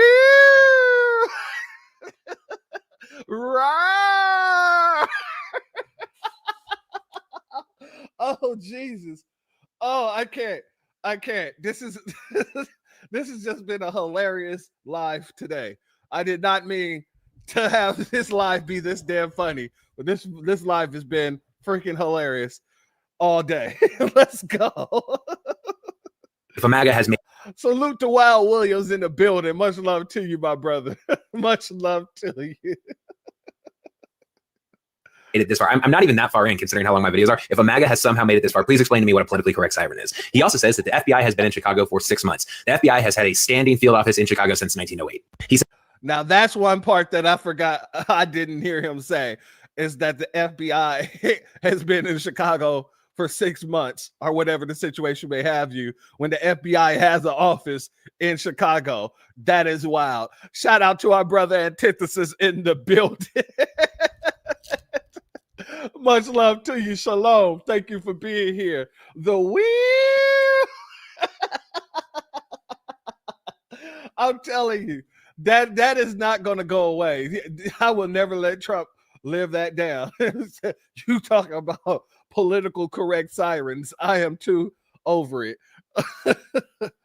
Oh, geez. Says left-wing terrorists are a real threat, but not really, because they are cowards, and when you confront them, they immediately fold. So again, your enemy is both extremely strong and extremely weak at the same time, a core tenet of fascism. He complains again that the signs that are being made by the radical left terrorists are so good that they have to be made by anarchists, which doesn't make any sense. He says that he personally released the water into LA from the Pacific Northwest, and he also personally got the Olympics to LA. And then he says that very few people are qualified for the Presidential Medal of Freedom, even though I will remind you, he's given it to Tiger Woods, Rush Limbaugh, Rudy Giuliani. You know, they're turning the frogs gay. I forgot about Rush Limbaugh. He did give the Medal of Freedom to Rush Limbaugh as well. Like I said, Charlie Kirk is in good company.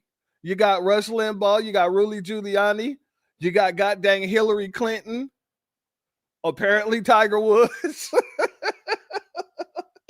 Oh, geez. Oh, geez. Is apparently enough qualification. And then Charlie's wife spoke, and she didn't really say anything of real consequence, but she said that he was free from compromise. He was unable to compromise at all. She said that Charlie didn't desire to be the center of attention. I'm sure that's why he set himself up on campuses with a bunch of loudspeakers and surrounded himself with students. Didn't want to be the center of attention at all. She says she loves his birthday because it was the day that God couldn't wait any longer for him to be here, I guess. And then she says, I swear to God, this is true, that this is the best birthday present he could have ever gotten. That was it. Hope you enjoyed. Family. Oh, man. This is hilarious. Let's go here to this sister. Hi, it's me here once again, giving my 2 cents because that's all this work. Listen. Now I'm about to slow you down, sister. Let me slow you down. For what I understand, Charlie Kirk is being awarded the Medal of Freedom. It's one of the highest civilian honors. I'm sorry, for what? For what? Oh, you don't know? Oh, me neither. I'm to a point now where I just don't get the dumbassery that's going on in our country. Not just our country, but in our current administration. We're just giving out things all willy-nilly just because. Okay, well, how about we just give me one? Just because I was bold enough to get on this app, make a video with this on my head. Yeah, why don't we do that? Yeah, that's bold. That's brave. I agree with you, sister. Maybe if they're just handing them out, you might as well get one too. I love that look on her hat. I mean the little, bonnet she got on. That looks beautiful. It looks like a rose. You know what I mean? But hey, not you humming. I'm telling you, this is going to be one of those situations that literally is going to put me in a coma because I'm gonna laugh so hard. I'm gonna laugh so hard. Shout out to our sister Bad 72 in the building. Much love to you, my sister. Thank you for being here. Shalom. I just can't. For me, it is. So why not give me that honor? Absolutely ridiculous, right? Of course it is. And it is absolutely ridiculous to give Charlie Kirk, a racist person, this honor. So all the people that were deserving of the honor and have received the honor, doesn't it kind of tarnish their accomplishments to just give some random this Medal of Freedom for what? For being racist? For spreading hate? I don't get it, but I guess it's not for me to get. My daughter always says, well, Mommy, the minute that you understand somebody else's idiocy, that's one of my words, then you're just as dumb as they are. So I guess I'm okay with not understanding why he has been awarded anything. Did he deserve to die at someone else's hand? No, he did not. No, he did not. I hate that for anyone. For anyone. I don't care. I don't care who you are. I hate that for anyone. I would like for us all to go when God calls us to go. But with that being said, our reaction to it matters and is important. And that you think this man deserves one of the highest civilian honors, I'm baffled. No. With that being said, have a good day. All right. I'm not even going to say yes or no to that question there, my brother Iron Will. I'm going to leave that to the ladies. The ladies are saying, because last time I found out that ended up being the man. Ended up being the man. That's the man, you say, huh?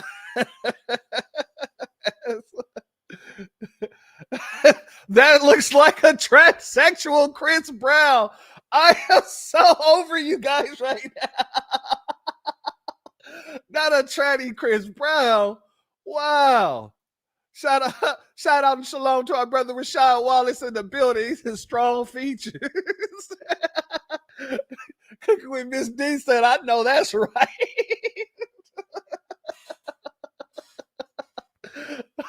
Who is this guy? What is Vanessa Williams' little brother? Oh, that right there. That right there. Let's go here. Let's go here. Here's Hillary Clinton when she gets her Medal of Freedom. I thought she was a female. I thought she was gorgeous. So she's handsome then.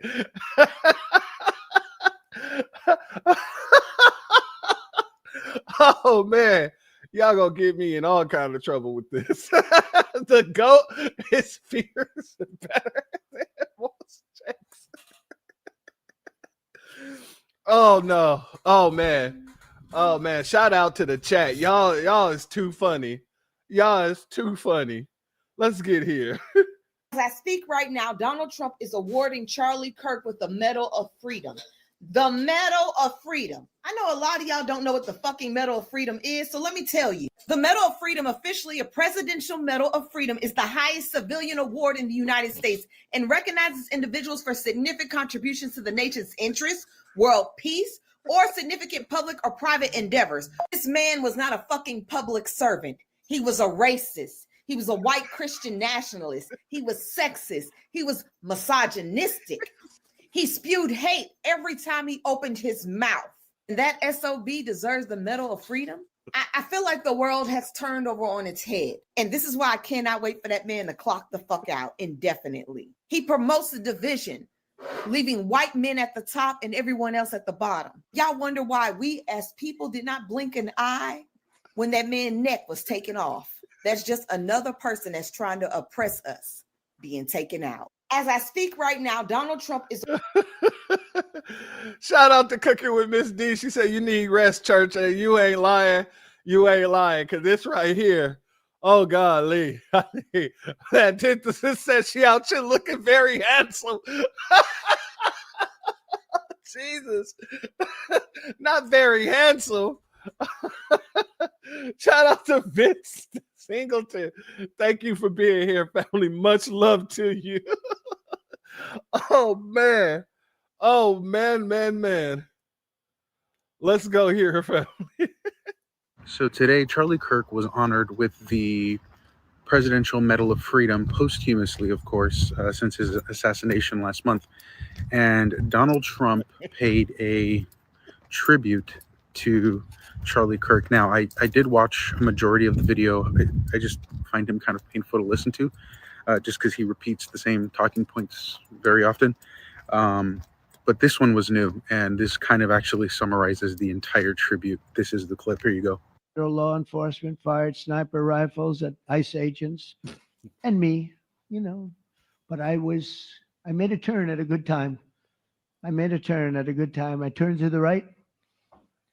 Charlie couldn't believe it, actually. He said, how the hell did you make that turn? I said, I don't know. I would hope that our president could read the room a little bit, given the circumstance and the situation in which Charlie Kirk was killed.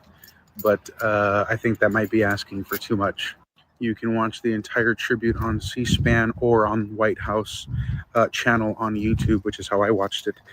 You can follow for more news, but you don't have to. Y'all still going roasted. This is I can't. Y'all got oh, where's my water?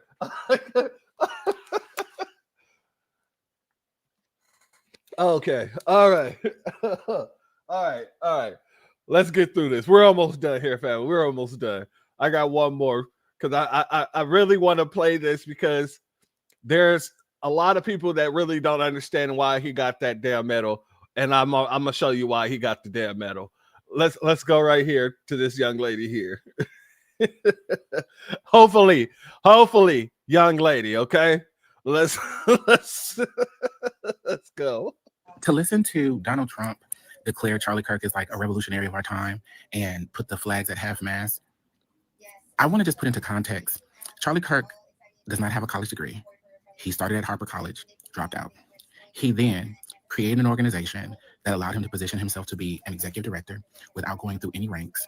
He seized the opportunity and he platformed himself while utilizing Candace Owens to help strengthen his platform, right? And latched onto this movement of white fear, which was ignited by a scintilla of movement forward of Black people and other marginalized folks in the U.S. He did not serve this country. He is not a philanthropist. He has not created any institutions or systems that address any of the major issues that our country is plagued by. He had a podcast and he went on college campuses and he espoused hate rhetoric that made mediocre people who chose to be angry at excellent bystanders over becoming better people feel good about themselves. The flags are at half-mast for that, the day before 9/11. Shout out to our sister Hurricane Nisi in the building. Much love to you. Thank you for being here, my sister, as well as Maneuver. Shout out to you too, Miss Nisi. Miss Nisi came in strong as hell. That's a man, damn it. The fuck? Oh, Jesus Christ.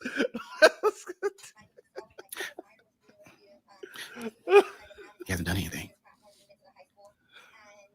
Like I was just like, okay, maybe where do you go to school? Harper College. Can somebody find out how many credits he has? No certificate, not a social, nothing. He's a college dropout and didn't complete anything until he created an organization fueled by the shame of individuals' mediocrity and the anger and the misplaced anger against people who those folks have oppressed for generations. And that is who the President of the United States describes as a patriot and a man that the world will never forget. Shout out to Red 6. I bet he got a mean jab. I am so amused, man. Look, whether or not the person was a man or a woman, he, she, the shim, a whole group of people, what they were saying is correct. You know, Charlie Kirk has done nothing. So why in the world would they want to give him or say he's the most influential man, give him the Medal of Freedom and all this other stuff? Well, let me go here. It's the very same reason why Trump put out this message after he found out about Chucky Kirk. He says, a great and even legendary Chucky Kirk is dead.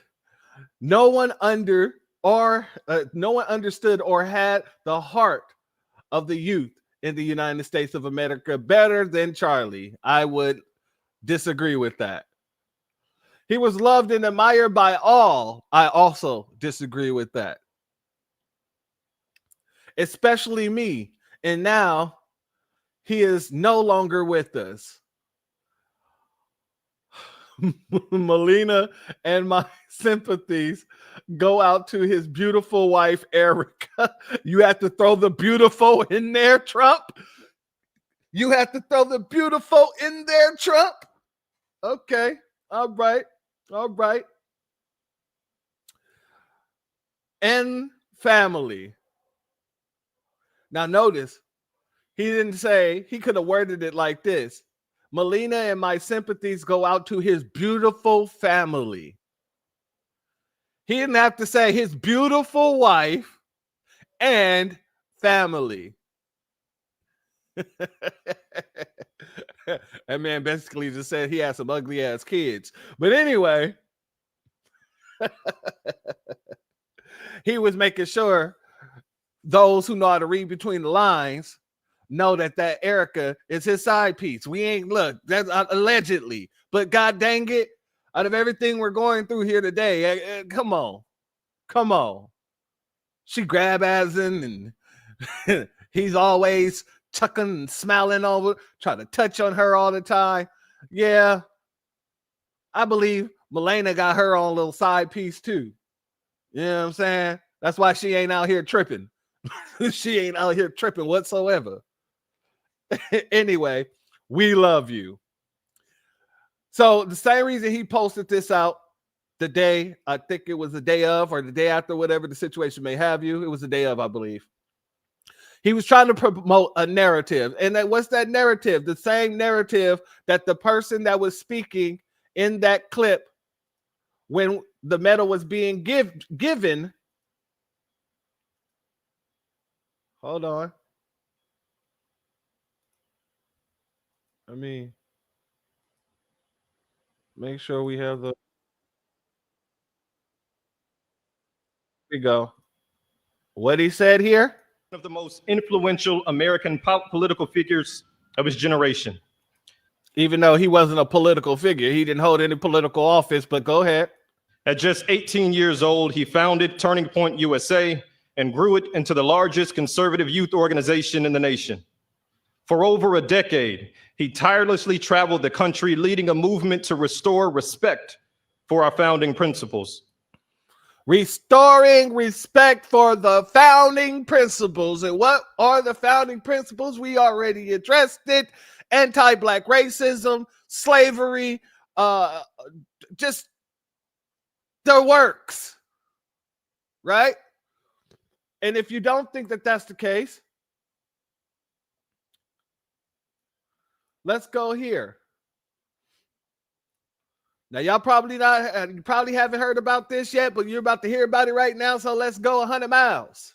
Save the fucking apologies. The board of directors for the Young Republican National Federation issued a statement today saying we are appalled by the vile and inexcusable language revealed in the Politico article published today. If you don't know what they're talking about the exclusive new reporting from Politico today, where leaked messages exposed the Young Republicans' racist chat, where they actually also said they love Hitler. In this chat, they also referred to Black people as monkeys and the watermelon people, and mused about putting their political opponents in gas chambers. They even talked about raping their enemies and driving them to suicide, and applauding Republicans who they believe support slavery. William Hendricks, the Kansas Young Republicans vice chair, who by the way looks like this, used both variations of the N-word more than a dozen times in the chat.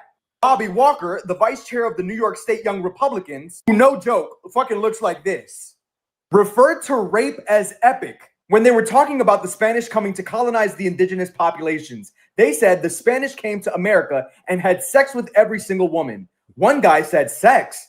It was rape. He said epic. Peter Ginta, who at the time was the chair of the same organization, yeah, bitch, we put in names to motherfucking faces, was talking about an upcoming vote on whether he should become chair of the Young Republican National Federation. And he said everyone that votes no is going to the gas chamber.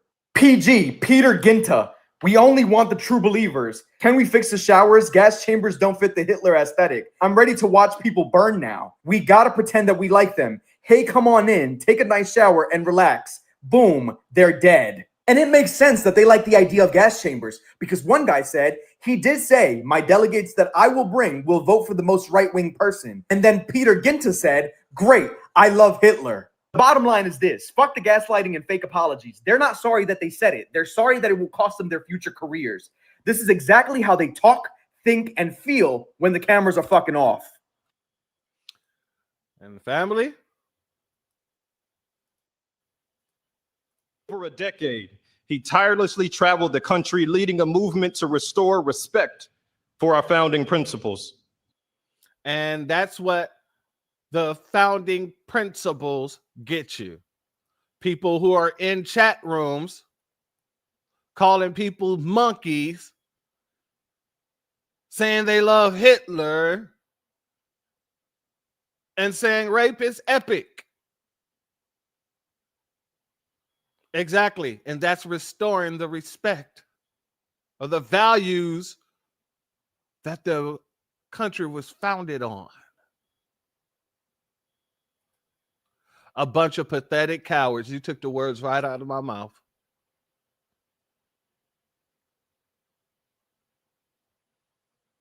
Shout out to Majin Jew in the house.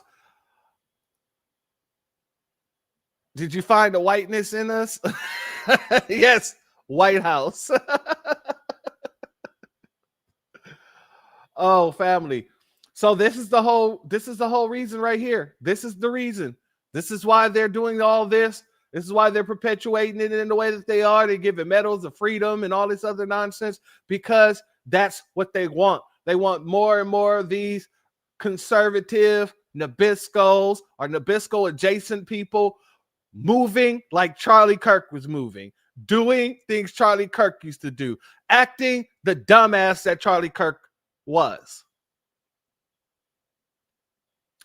This is another reason why they put out something like this. This is straight out of Turning Point USA. In honor of Charlie Kirk's 31 years on Earth,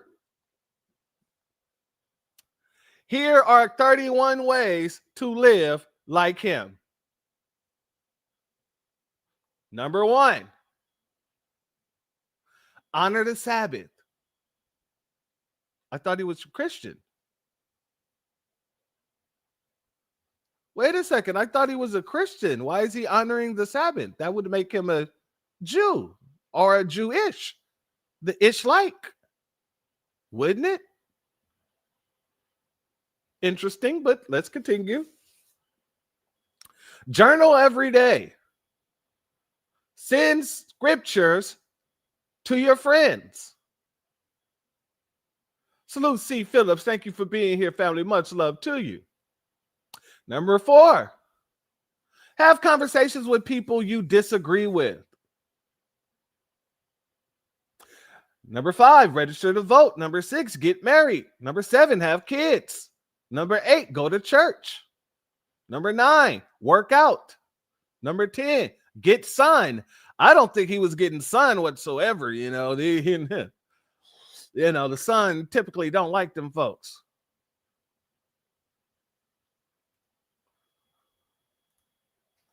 Salute to my sister, FBA Queen. She said the Sabbath can be Saturday or Sunday, depending on your religion. I'm going to be honest with you. The Bible never said that. The Bible said honor the Sabbath, but, the Sabbath wouldn't be Sunday. And Christians may take it as their Sabbath, but really Saturday, if you're looking at the calendar in the way that it was looked at back then, If I'm correct, I believe it would be Friday that was actually the Sabbath. But I could be wrong there. I could be wrong. Don't get me wrong. Let's continue. Where were we?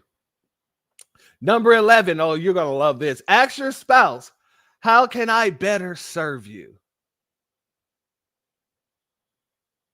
Number 12. Read your Bible every day. Number 13. Stand up for your beliefs. Yeah, I know that. Sunday was a papal order. Yeah.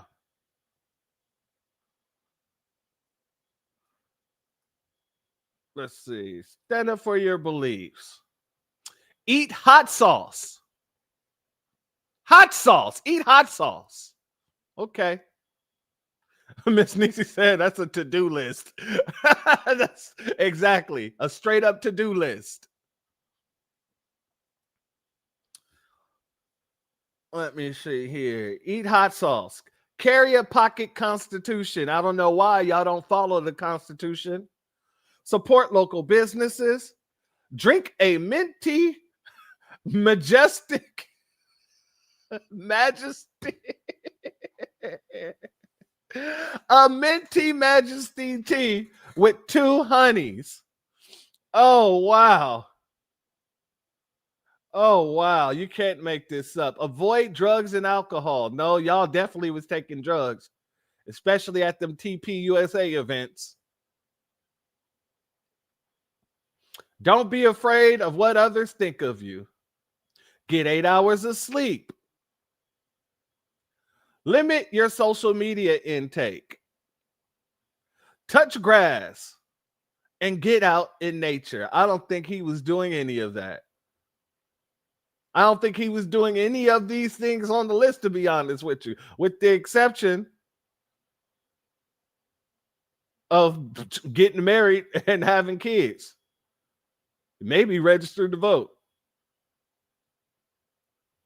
Anyway, let's continue. Learn something new every day. Yeah, we know for a fact he wasn't doing that. Leonore, he said a bucket list.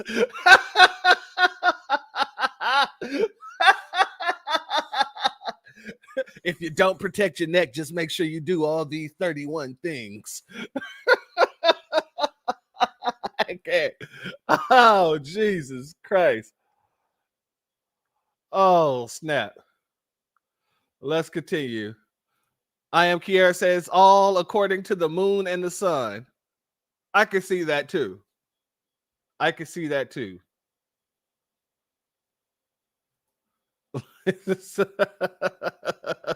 All right. Be a leader, not a follower. Never surrender. Be bold and courageous. Outwork your enemy. Outwork your enemy. If hold on. If Charlie Kirk was able to outwork anybody, he would have graduated from college. Too soon? I'm just saying. I'm just saying. If he knew how to outwork anybody, the man would have had a degree or two.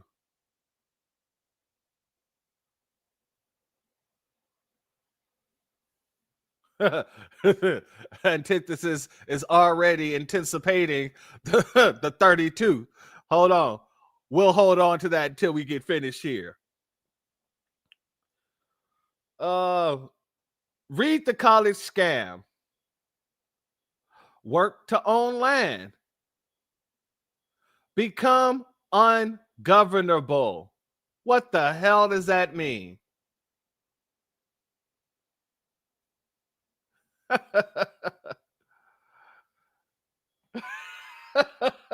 Oh, jeez. All right. 31. Pick up the mic. And number 32. Go bother black people and pray you don't get your ass whooped. Yes. These are the commandments of your Lord and Savior, Charlie Kirk. Oh, family. This has been another good one. This has been a very hilarious live. I did not expect to laugh as hard as I've been laughing, but god dang it, you just can't write this stuff. The Most High writes it with the power of the Most High's hands, because you ain't finding nothing funny as this at this moment. I gained a whole new 6-pack. I got a 6-pack on top of a 6-pack right now. Woo! That is it. Number 33, go fuck yourself. Oh, practice your neck rolling. Miss Nishi said to-do list is oxymoronic. I feel you 100-fold on that. God dang it.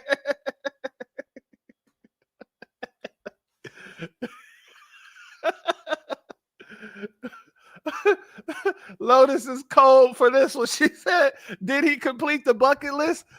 The can was kicked over. Oh, man. Y'all are wild, family. But that's the whole goal. Their whole goal right now is to create a whole lot more Chucky Kirks in their communities. And that's horrible, because all it's going to do is create more people like the people who took out Chucky Kirk as well in their communities. But if that's what they want to do, it is what it is. So for those who don't understand why he got that medal, that's why. That's why. No. 34, invent a bulletproof turtleneck. It got to be made with Kevlar, though. You got to make sure that, you know what I'm saying, you double, triple layer that Kevlar. You know what I mean? Oh, family. Anyway, family, if you're not subscribed, go ahead and hit that subscribe button along with the notification bell so you can be notified whenever videos like this drop. Please make sure you hit that like and share button so we can beat up the algorithm. Make sure we get this message out to the ears that need to hear. And if you have not done so yet, please click the link in the description. Go to change.org and put your signature on the petition for reparations. With that being said, family, y'all just keep on going. 35. Wait, you got another 34. Stop your sister has a friend. Your sister has a friend. 35. Invest in the Pope Mobile.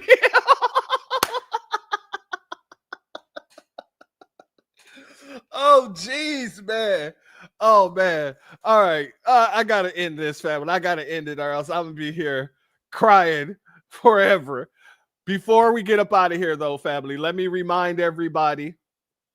Number one, let me give a RIP to our brother D'Angelo.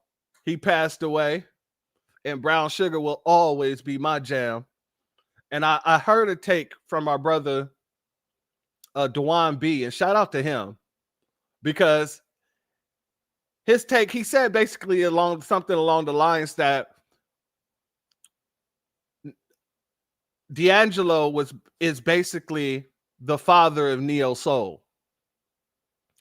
And I would 100% agree with that, especially because I would kind of give the mother of neo soul to his wife, to our sister Angie Stone.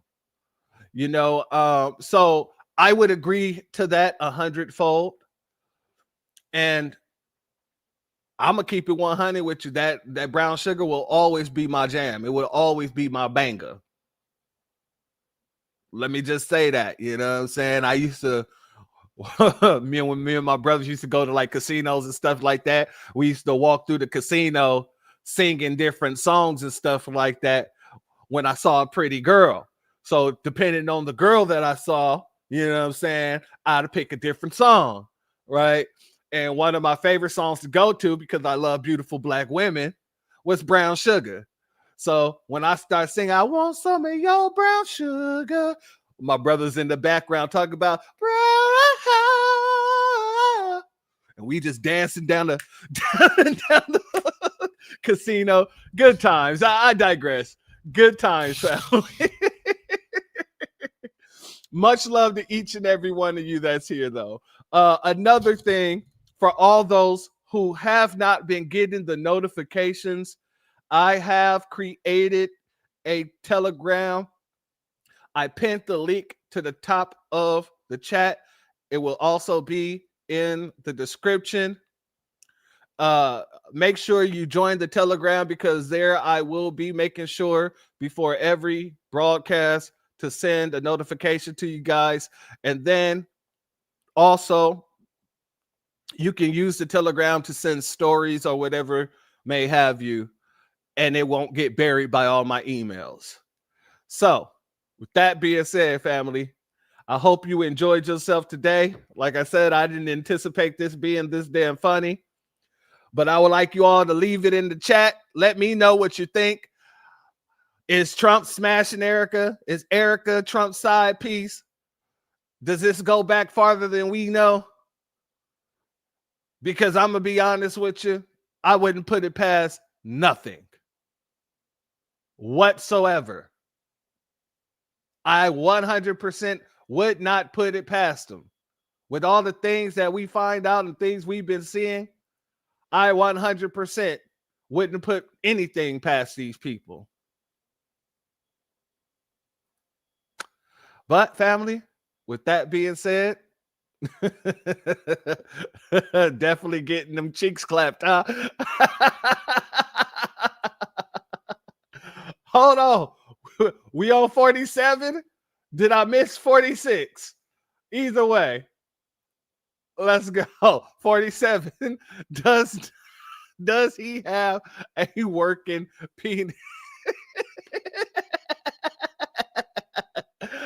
Does he have a working penis? I don't know, and it ain't my business. You don't need a working penis to have a side piece. You know what I'm saying? She'll do whatever she needs to get your penis working, including injecting it. So trust me when I say she'll sit there and ride a dead limp one if that's what it is. Oh, thank you, Miss D. I appreciate you. I appreciate you. But family, I hope you all have a beautiful rest of your day. And with that being said, the doors of the church are now closed. Peace. My grandfather built this country, man. He fought wars for it. And most places he went wouldn't let him sit down and get a cup of coffee. I can't even catch a cab in New York. You know, it doesn't matter how many degrees I get. All you people see is color. Your grandfather was an immigrant. You're American. My grandfather was born here, Duke. And you people still look at me as just another nigga. I know that the government, whatever, can't stand us black people. He's doing everything in the world to make black man be extinct. But I'm going to tell you one thing. Us black people going to survive. Yeah. So fuck everybody. I'm out.